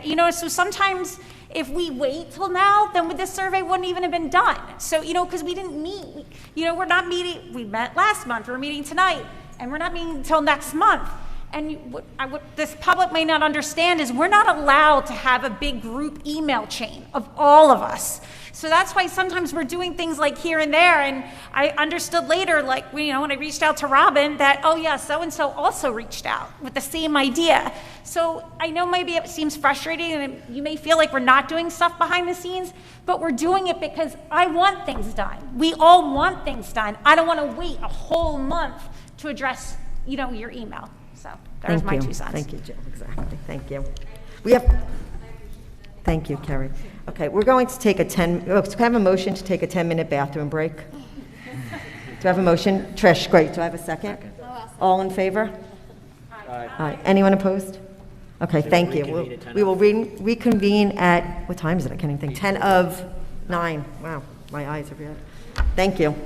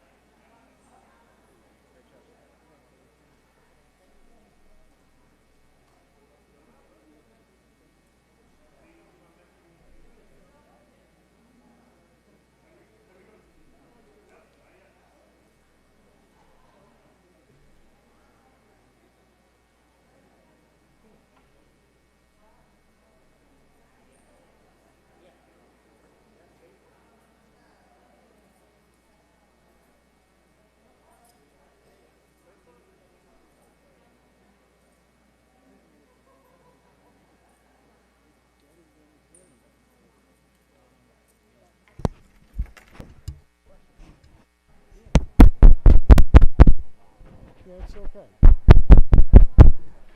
1, 2, 1, 2. No, I can't leave them on because I got people. Oh, you can't leave them on? Oh, so you turned it off. Yeah, I know. You don't need that on tape, so I do shut But there's them no off. way to turn them on and off here manually. No, see, I thought these did. You push the mute and set it opposite way around to where it would be muted all the time until you push the button and start talking. So if I turn my head for, so the guys are texting me, where did you sit? So I'm doing that, and they knew what to talk. I said, That's all right, no worries. but that's what it is. I have the camera facing that, so I'll let it slide. Because there's no point in me turning off the camera, turn it back on. Who knows if it comes back on, right? I heard Chris. Yes. Hey, Mike.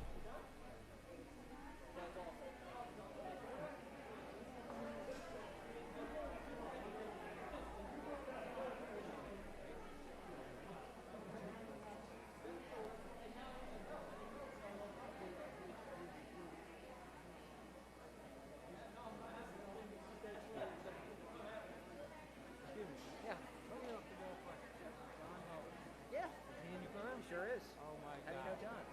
He's representing me. In a former life, I was in state corrections. Oh, get out of here. John's like pretty much semi-retired now. Is he? Yeah. I see him from time to time. What's your name?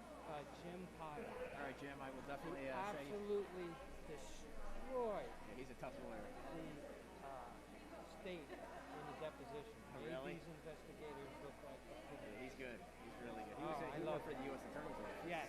Yeah. Yeah, he's real good. Yeah, if you remember, just tell I'm him gonna that. write your name down. What is it again?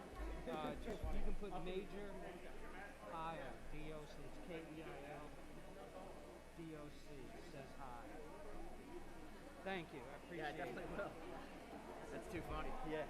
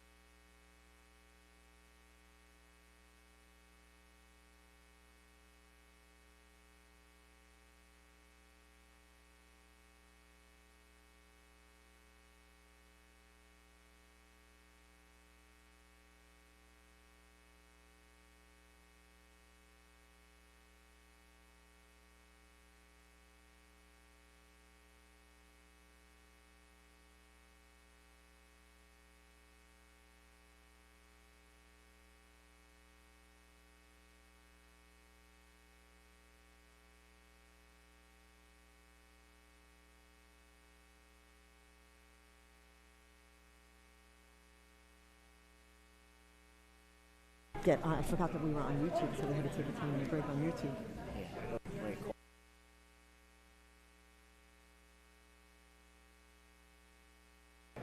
Okay, if everyone could just take their seats, we're going to start a few minutes late for anyone, for all the people that are home. Good job.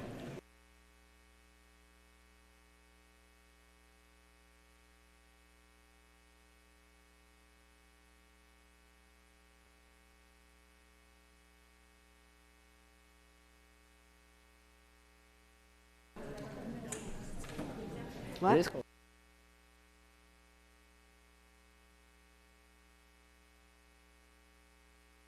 If everyone could just find their seats, we're going to get started. And that's a wimpy little gavel. You should see some of the ones I see. Yeah. Okay, thank you.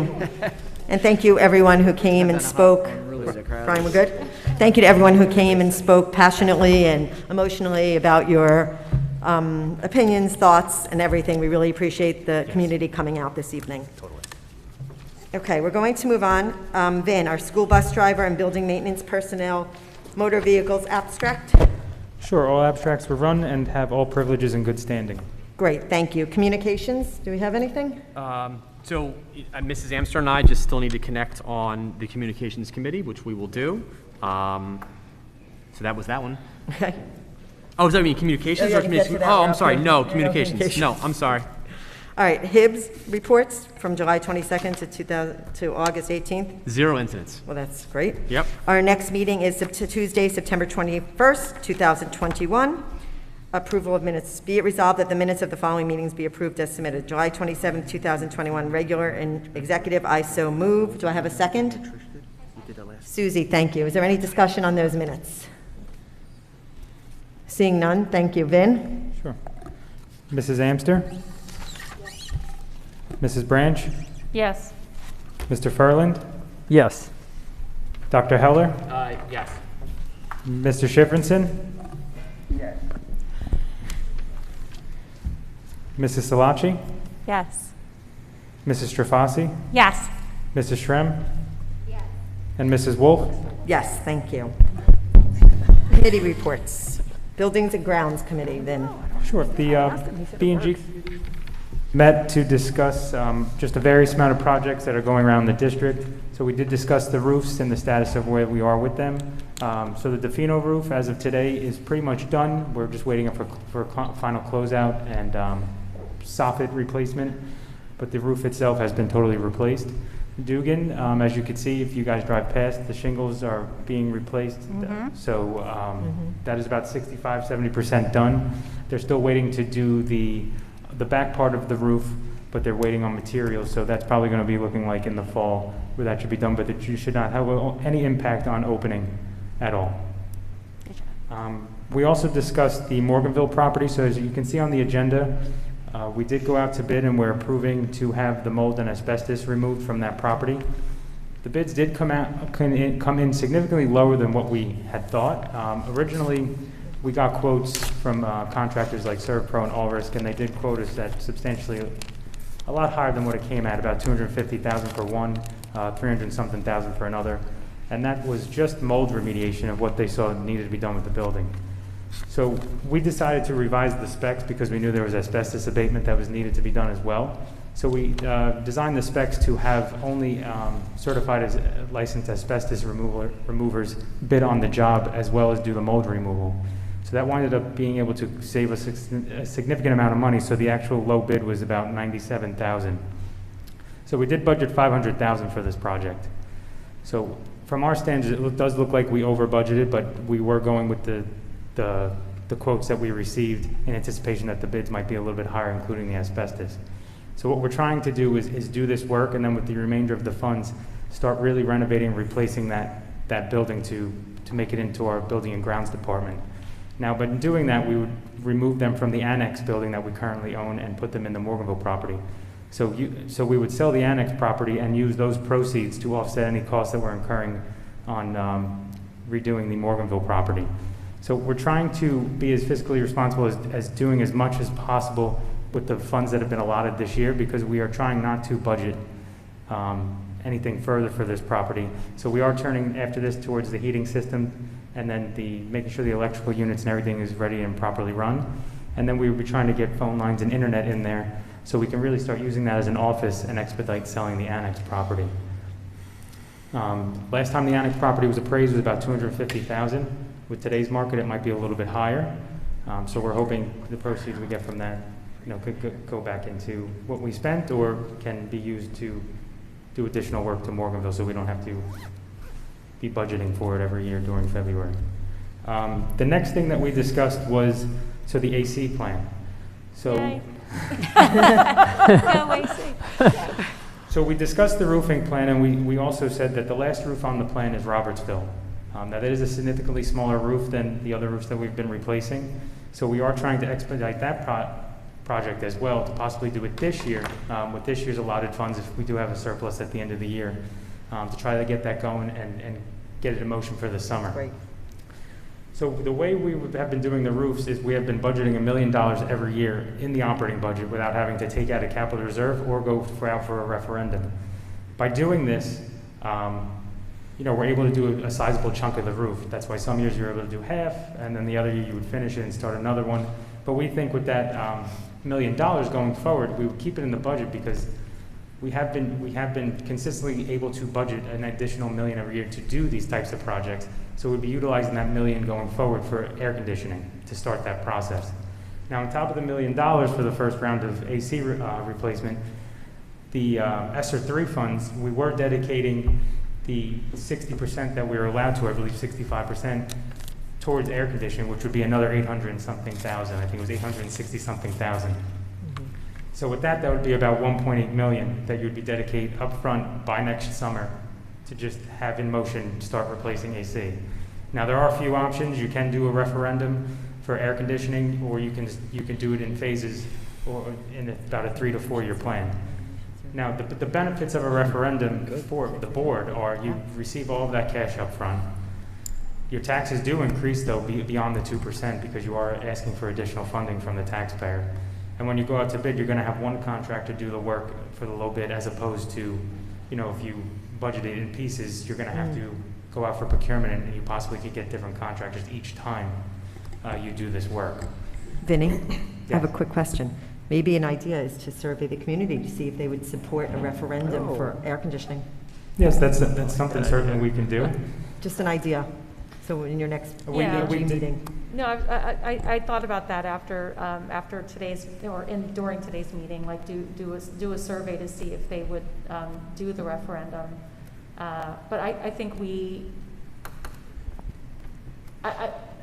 without the full numbers, I think this plan, if the numbers are what we think they could be, I think it would be, and we might not need the referendum. Great. So I kind of would like, and I think to on get this the numbers. agenda, Yes. with this agenda, we're talking, that's another point that you're going to bring up, that we are going to get more insight into what numbers we are truly looking at. Okay. And then I think that, then I think we can come from a position of understanding before we even ask that referendum question. Because just wanted to throw that out there. Yeah, I appreciate that. Yeah, absolutely. I also wanted to say, can you guys? Here, take mine.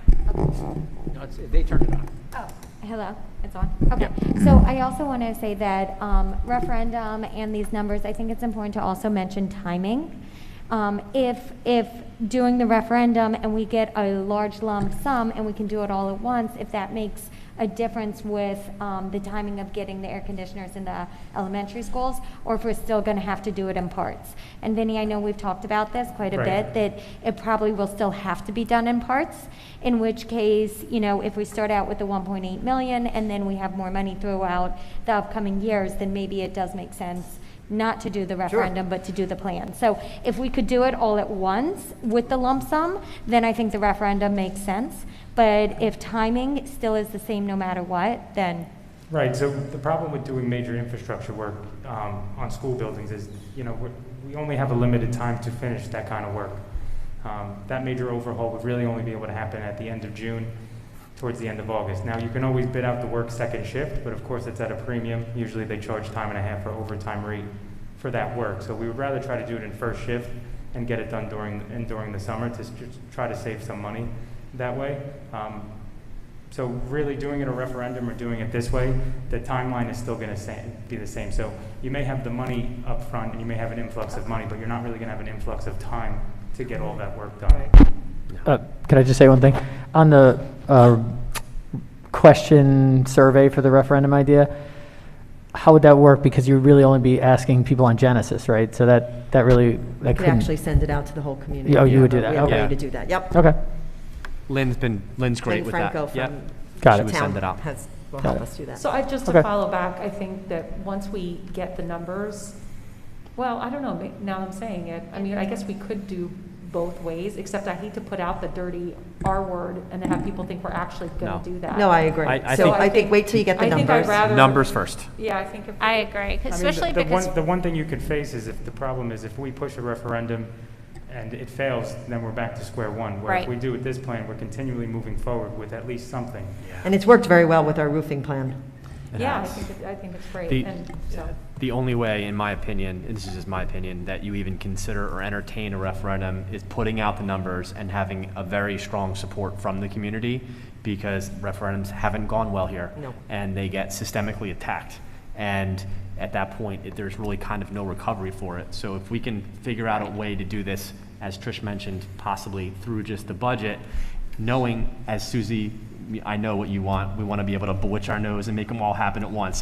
We all want that. Even with the old plan, we couldn't do that. It was at least a 3-year, half building at a time. So if that's the case, we'll get you the numbers, and then you can decide which path you go. And we But and we can also tap into capital reserve, but we really wanted to expedite it 1 year. We have about Yeah. $3.5 million in there, and we were able just to be able to put $1.2 million this past. Yeah. And year So in once there. you have the numbers, you'll get. Yes. Yeah, I you'll think meet- once you'll the meet with your numbers, once the numbers come in, committee. I think we can really Yeah. then solidify what the plan actually is Correct. gonna I look mean, like. right now where we are is, so on the agenda, we're authorizing services to conduct phase 1 of the AC plan. So right now, we're gonna have an engineer and architect come in each building in depth. Great. And review the electrical load of each classroom to see if that, that classroom could actually sustain that type of capacity. Because on average, they do need 4 tons of cooling. The estimates we did receive were based off of 4 tons of cooling for each classroom, and they estimated about $10,000 a ton. Now, that's just an estimation. The reason we do this plan and this phase is to get the actual breakdown per an engineer, per an architect, from reviewing each room rather than just giving a ballpark estimate, because that's what was brought to you last time. So getting an actual in-depth analysis of plans, structure, how it would work, if the electrical load meets it, because if the electrical load doesn't meet the standards of being able to contain that kind of power, then we're going to have to spend money that way as well first before you even think of the idea of AC. So fingers crossed, I don't think that's going to be the issue, because we did upgrade a lot through our RESIP program. But we Right. would want to excel this and have a plan by next summer to at least be doing a classroom, a school and a half or 2 schools, or So, possibly but more. on this agenda, we have to approve that first step, basically, is what is Correct. on this agenda. And then, however quickly we can get the numbers, then we can actually have that informed discussion. Thank you to the B&G committee for. Yeah, replying. thank you. But even if we did want to do a referendum, I mean, it's too late to have it obviously on the November Correct. ballot. So it would either have to be a separate date, which we would have to Pay pay for. for, or it would Usually be the there's a special following election. November. Okay. Special elections, sometimes Just in to the make June. clarify for the people at Sometimes in large. June, if there's a special. Right, and there would be fees with that. And then again, that would extend our timeline even more. Right.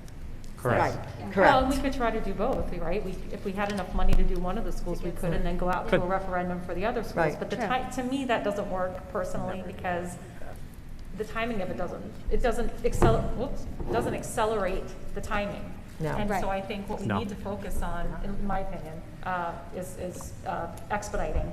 And maybe the referendum would not expedite, so that Right. wouldn't be helpful. Correct. In my opinion. Correct. So let's see what the numbers come back and then go from there. Thank you. Great job, Vin. Vin, Yeah, thank you, Vinny. Thanks, Vin. Thank you, Benny. Thank you to the committee. yep. Communications committee. Yep, so we met, had a good meeting. I need to still meet with Mrs. Amster, tomorrow. That's okay. Whatever, I'm sure you're gonna have the bullet points here, so I'm good. Yeah, you're right. Thank you. You might have dropped out for a minute or Okay. two and then came back. Okay. Yeah, I mean, and in policy, we actually had a ton of policies on here. And then, You can talk about the communications committee. yeah, so Communications Committee, we talked about doing a lot of things. We talked about our newsletters, we talked about our social media presence, we talked about the reform of our social media communicator and our part-time secretary. We talked about continuing to outreach and having those types of things. So that was really communications, right? Anything else I missed, ladies? that was Big, good. or gentlemen? Big? And then We viewed the video that Jen and Oh, Trish yeah, did, yeah. and it came out really great, that we'll show at our next board meeting regarding the board. It was Randy, really, that came was- out really great. Yeah, Okay. that was your video inquired about. And thank you to Morgan for all her work on that video. Yeah, thanks, Morgan. And then policy, there's a ton on here, and then we just got the new alert, so that'll be a turnaround where we actually turn around and start working on the next alert. This one obviously is on here, 1648.11 is on here out of necessity. Great. Thank you for everyone for their committee reports. Review of curriculum guides. Mr. Balone. Good evening, everyone. Hello. Hello, Mr. Balone. Hello. So as we've done in the past, any curriculum guides that are presented to the Board of Ed without, obviously, our new format, not having workshop meetings, I typically share them in advance for any questions. So just to give you a quick overview, we updated world language, and there are more curriculum guides coming in the coming months. There was just so much that we did over this summer that it's virtually impossible to get everything done. From a curriculum writing standpoint, all of that gets done over the summer, but then my office does a big undertaking to update all of those guides, making sure all of the state mandates are included. So you'll get more over the next few months in the same fashion, if obviously if we don't have workshop meetings. So you'll get them in advance, several weeks in advance for review. I'm always here for questions, and I can certainly answer questions in the moment if you have them as well. Just a very broad overview. Committee members in grades 2 through 8, they organize content area into units on core ideas, performance expectations, content themes, concepts, and skills.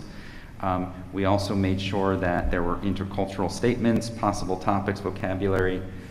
As always, we also provide for special education 504 students, students at risk of failure, and also gifted students. So we hit every end of the continuum, and we make sure that we modify our guides to cater to the needs of all of our students here in the district. So before you today, asking for your approval for grades 2 through 8 in world language.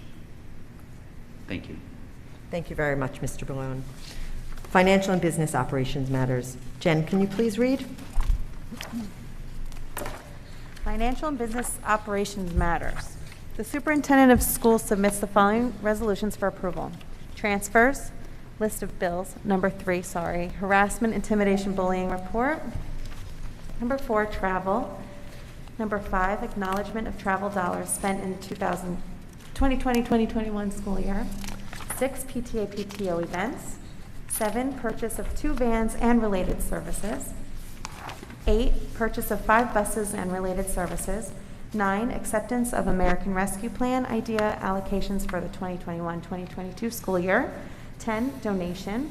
11, allowance credit, Astro Electric Contracting LLC. Please hold while I turn the page.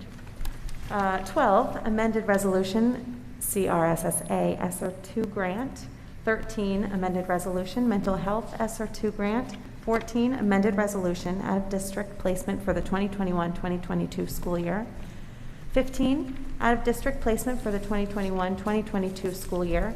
16, approval of agreement, Oxford Consulting Services Incorporated. 17, approval of agreement, Helping Hands Therapy Services. 18, approval of agreement, United Therapy Solutions. 19, approval of jointure with Freehold Regional High School District. 20, approval of professional services agreement, 5 district elementary schools, HVAC project, phase 1 evaluation. 21, award of bid, asbestos flooring removal and mold removal and alternate 01 asbestos pipe installation.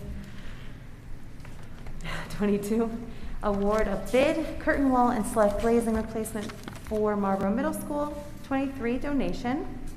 24, amended resolution, approval for Facilities use fee schedule.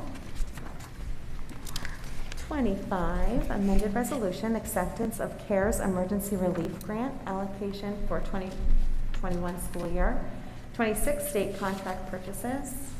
27, approval of 2021-2022 school year district goals. Do you want me to read the goals or just, that's good, that's okay? 28, approval of superintendent's goals for the 2021-2022 school year. 29, approval of superintendent's merit goals for the 2021-2022 school year. I so move. I'll second that.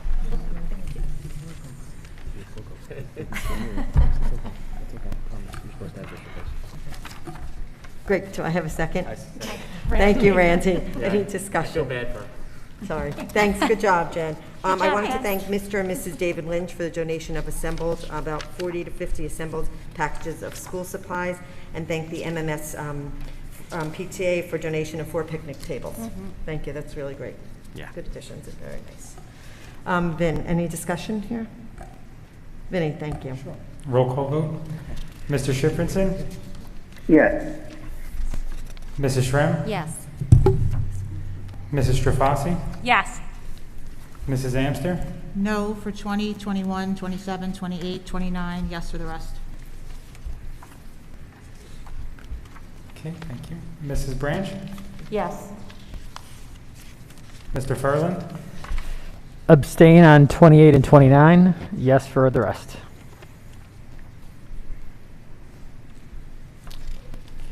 Dr. Heller? Yes.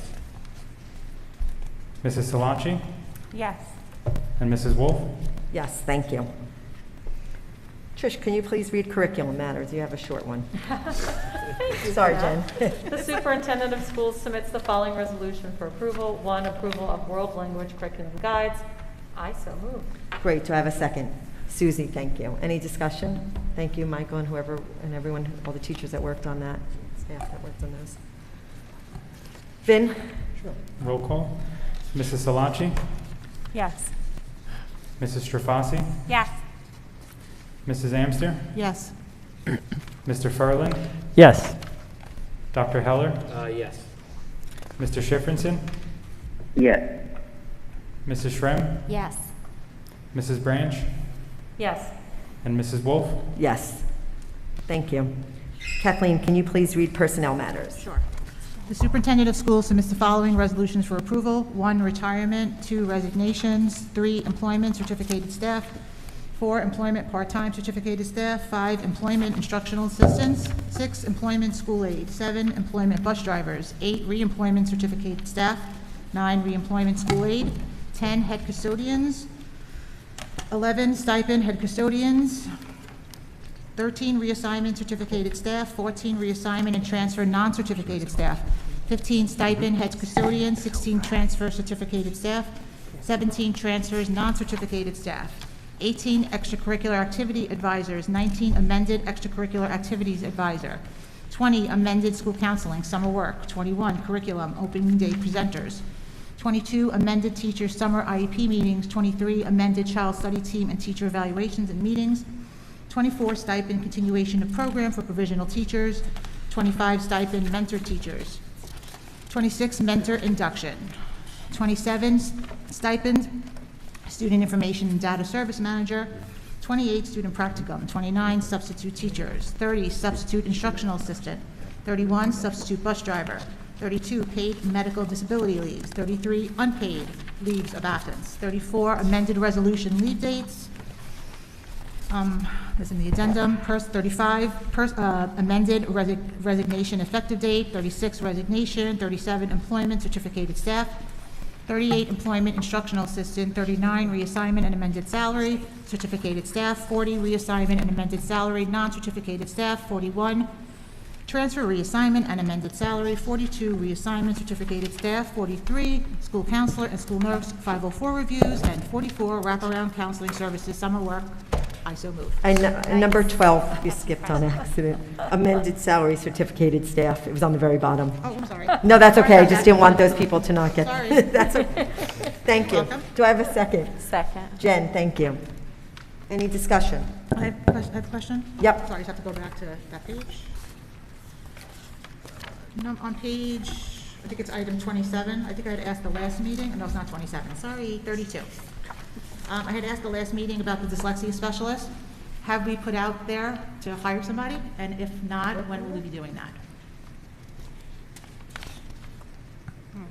Dr. Blair, thank you. Hi, Mrs. Amster. Hi. I'm just gonna sit. Yeah, that's fine. It's easier.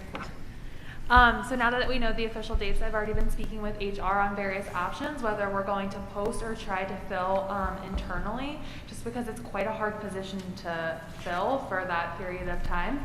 So we're working with HR to discuss whether a posting would be best or some various options within the district to cover it, but it will be covered. Okay, but in person that covers it will have the same credentials as the person that's on leave, or? Yes, that would be the goal. Okay, great, thank you. Yep. Thank you. I don't see any other. Thank you. We do. Kathleen? So we do have some read-ins. Okay. Some changes. So resolution number 12.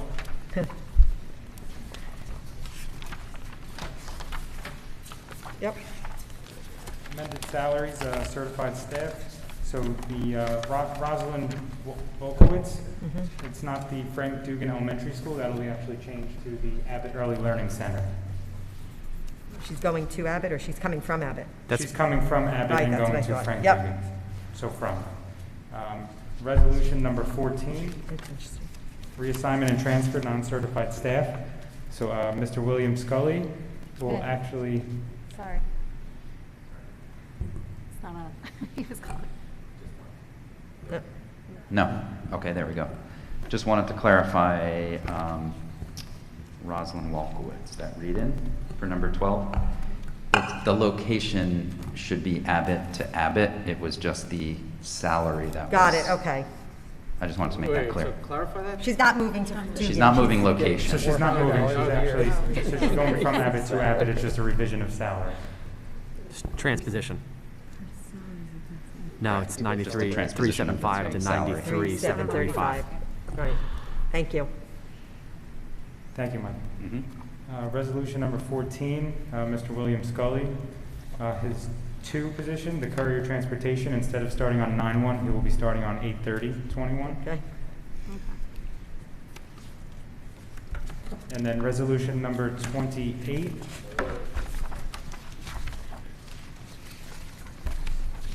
Quinn McMenamin, name, so the teacher for the school, it now says Deborah Kurtzman, David C. Abbott Learning Center. It's actually going to be changed to Tammy Feldman of Robertsville. And that is it. Okay, thank you. I know we have retirement comments, but you can take them. Yep, after we vote. You're good. Thank you for those. Roll call vote. Mrs. Strafasi? Yes. Mrs. Branch? Yes. Mr. Ferland? Yes. Dr. Heller? Yes. Mr. Schifrinson? Yes. Mrs. Shrem? Yes. Mrs. Salachi? Yes. Mrs. Amster? Under number 3, employment certificated staff, I have abstained from Rochelle Miller. And also, everything else is yes, except number 27. So an abstention and a no. 27. Thank you. Thank you. Mrs. Wolf? Yes.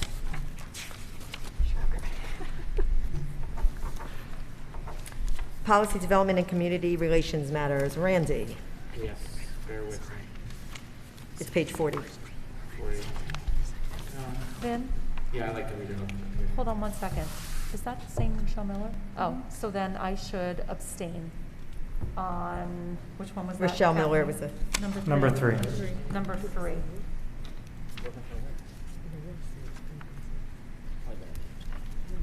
So Yes, abstain abstention on number 3 3. for Mrs. Branch. And then, yes, thank you. We good? Yep, okay. Policy development and community relations matter. No? Oh, retirement comments. I am so said it. sorry. Okay. Thank you. Retirement comments from Marshall Wilson. We congratulate Marshall Wilson on her retirement after serving the Marlboro community and hundreds of students over the past 37 years. Mrs. Wilson joined the middle school staff in 1984. As a math teacher, her contributions stretched beyond the classroom as she served as a mentor for new teachers, served on curriculum and school-based committees, and also had remarkable success sponsoring the math team and the math club. Mrs. Wilson is known to all as an excellent teacher with the highest expectations and having the goal of preparing her students for high school and beyond.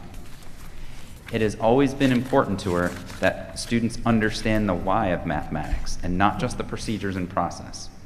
Of note, in 1992, Mrs. Wilson was invited to represent Marlboro by attending New Jersey State Board of Education meeting in support of her 2 students who were honored for their achievement in mathematics.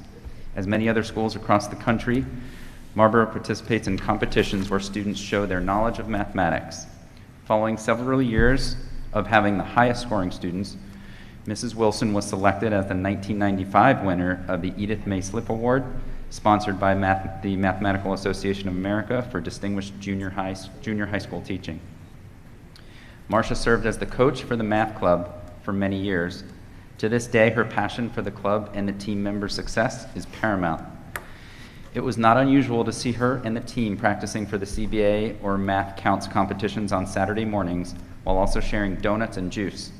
In 1999, the Marlboro Board of Education recognized the Math Counts team for placing first in the state of New Jersey. In 2000 and again in 2004, her team competed beyond the regional level, qualifying her for participation at the state level competition. In 2009, Mrs. Wilson and her team traveled to Orlando, Florida, again representing New Jersey in the national competition. Over the years, Marlboro Middle School students have had great success under Mrs. Wilson. However, regardless of the final score, it was the setting for Marcia to share her knowledge and passion with students who also love the study of mathematics. 2 letters of commendation for Marcia stand out. One parent recognized her for taking complex concepts and teaching them in a clear and understandable manner for her son. After having Marcia as the math teacher, her son gained a greater degree of self-discipline, took pride in his work, and gained self-confidence in his abilities. A second letter from a high school junior and former student shared, quote, "Mrs. Wilson taught me many things that can never be replaced, and I'm very lucky to have been able to have her in my life. She taught me never to say that I can't accomplish something because I always can with the right attitude, and to never give up on something without trying hard. I didn't have to be the student with the highest grade, but I did have to try my best." She ended her letter by adding, quote, "I hope every student who enters school is able to have a teacher like Mrs. Wilson because I was given the greatest gift in the world," end quote. As you've just heard, Mrs. Wilson has left her mark on mathematics instruction at Marlboro Middle School. We thank her for many years of service and wish her many more years of good health and happiness in her future endeavors. Thank you. And on behalf of Marlboro Township, we'd like to thank Mrs. Wilson for her 33 years of service to the township children. It's great. Thank you. And for all those math competitions she attended. Okay. Randy now, Policy Development and Community Relations Matters. Policy Development and Community Relation Matters. The Superintendent of Schools submits the following resolution for approval. 1, second readings.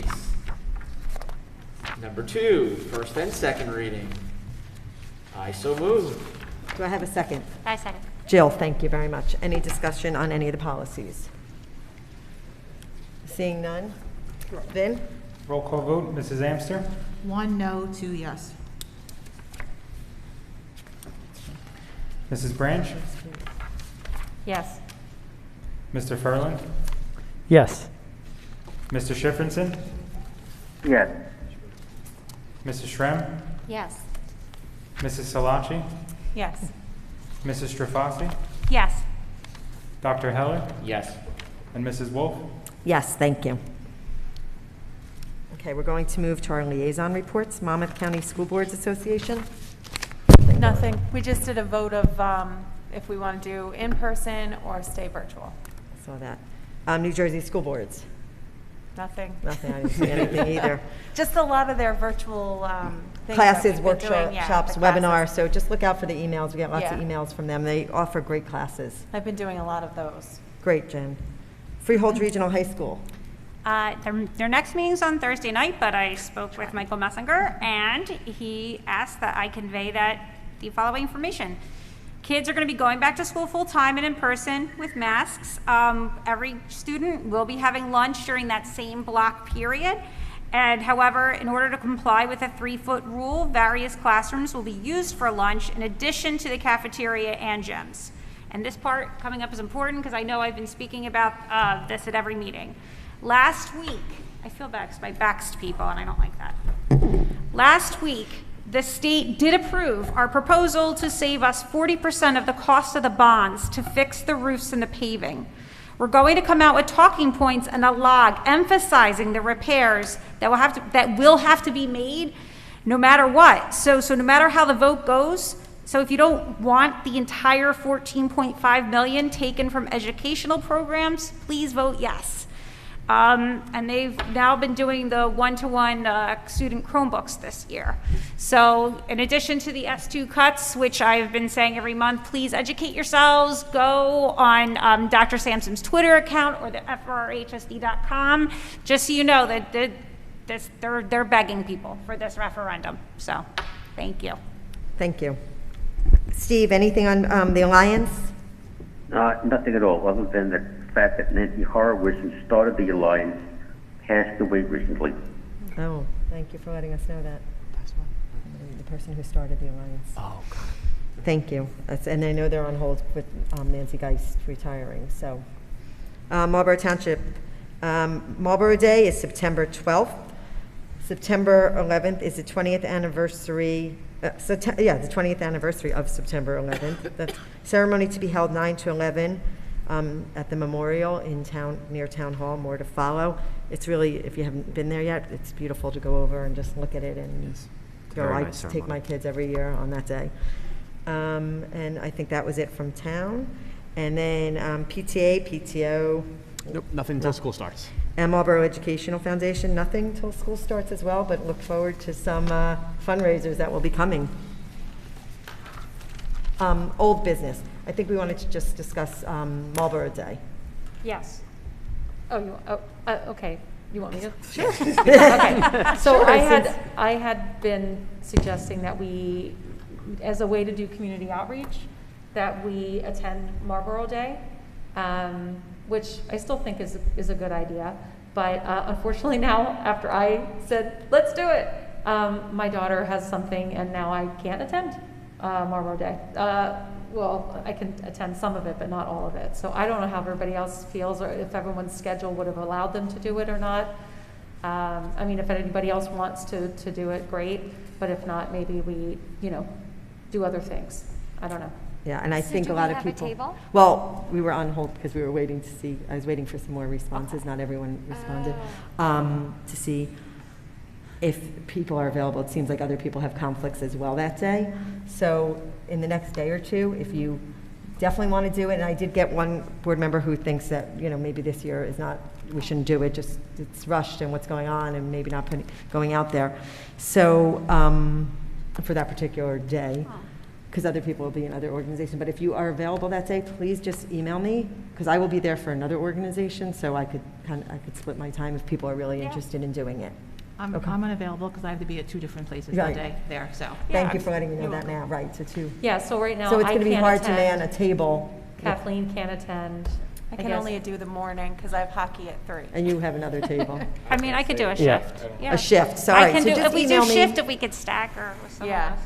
And I'm in I think it would be And then great. Susie's not here either, so. You're And not I know here you have either. hockey and You're your in husband's, California. right. Husband's working, yeah. Right, so, all right, I'll send out an email tonight just let me know, because if we could maneuver it and try to figure it out, and if not, we'll find the next event that we could attend.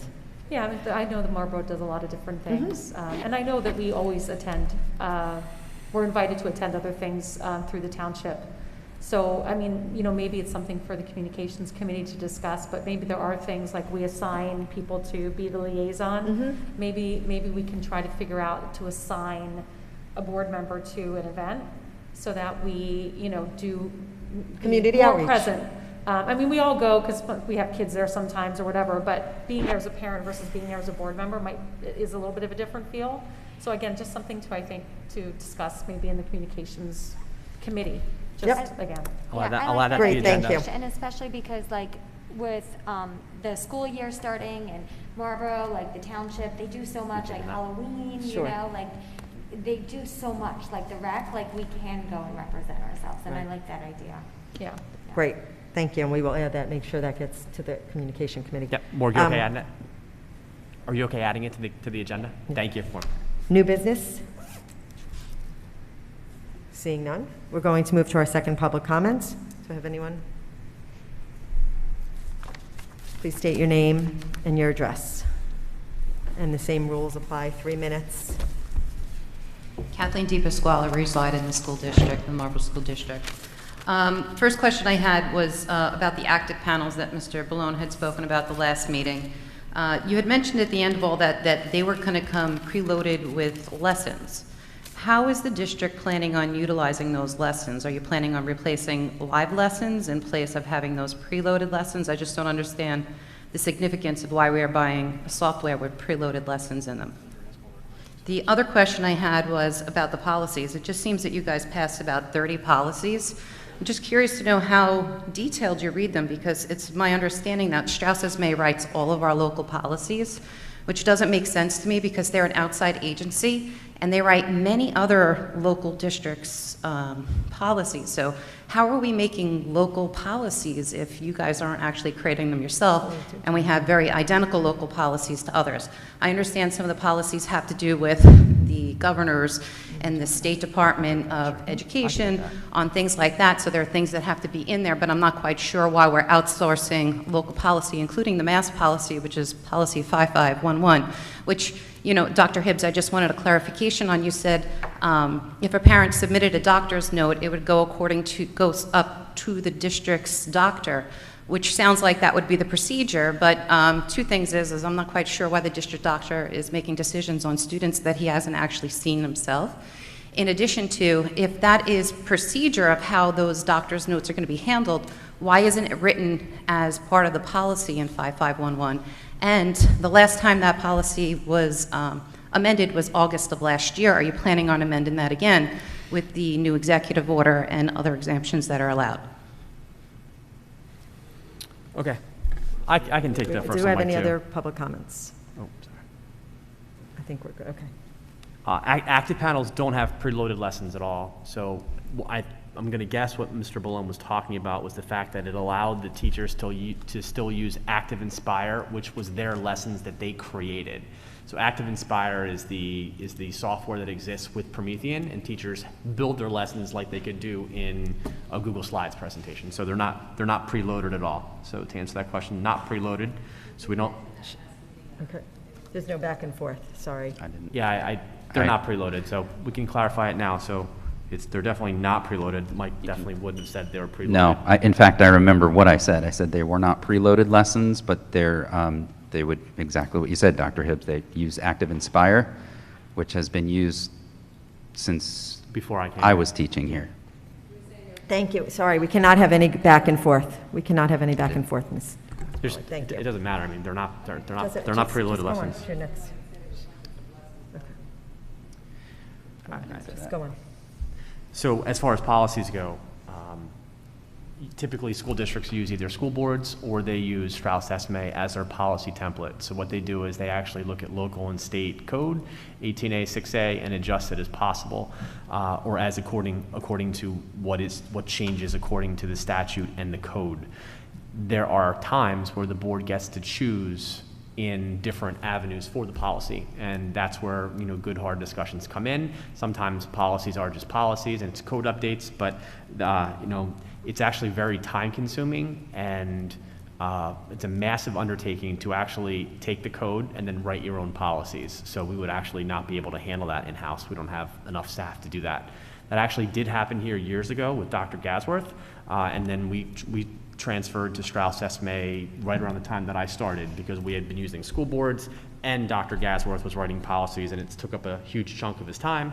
So that's why we use that now. As far as the school doctor goes, so that whole process will flow through the 504 process, which will involve the school doctor, which will involve the team. At the end of the day, a school physician's responsibility is to actually examine current doctor's notes. That's just what a school physician does. So they look at, you know, what another physician would have written or what a parent would have written, and they get to make a medical determination based upon that. As far as the amendment to that policy, I don't have it in front of me, so I have to look at it, and I'd be happy to email you a response to that question. Thank you. Executive session resolution. Be it resolved that in accordance with the provisions of the Open Public Meetings Act, the Marlboro Township Board of Education shall conduct a closed executive session pursuant to the exception prescribed by NJSA 10:4-12 for the purpose of discussing matter of attorney-client privilege, personnel matters, superintendent's evaluation, summary discussion. It is anticipated that the length of time of this executive session will be 15 minutes and action will not be taken in public after the executive session. Be it further resolved that the minutes of the executive session will be released when the need for confidentiality in accordance with NJSA 10:4-12 no longer applies. Do I have a motion to go into executive? Thank you. Susie, second. Jill, thank you. All in favor? Aye. All Aye. opposed? Thank you. And thank you, everyone, for coming out. Really appreciate you staying and listening and for your emotions. Have a good night.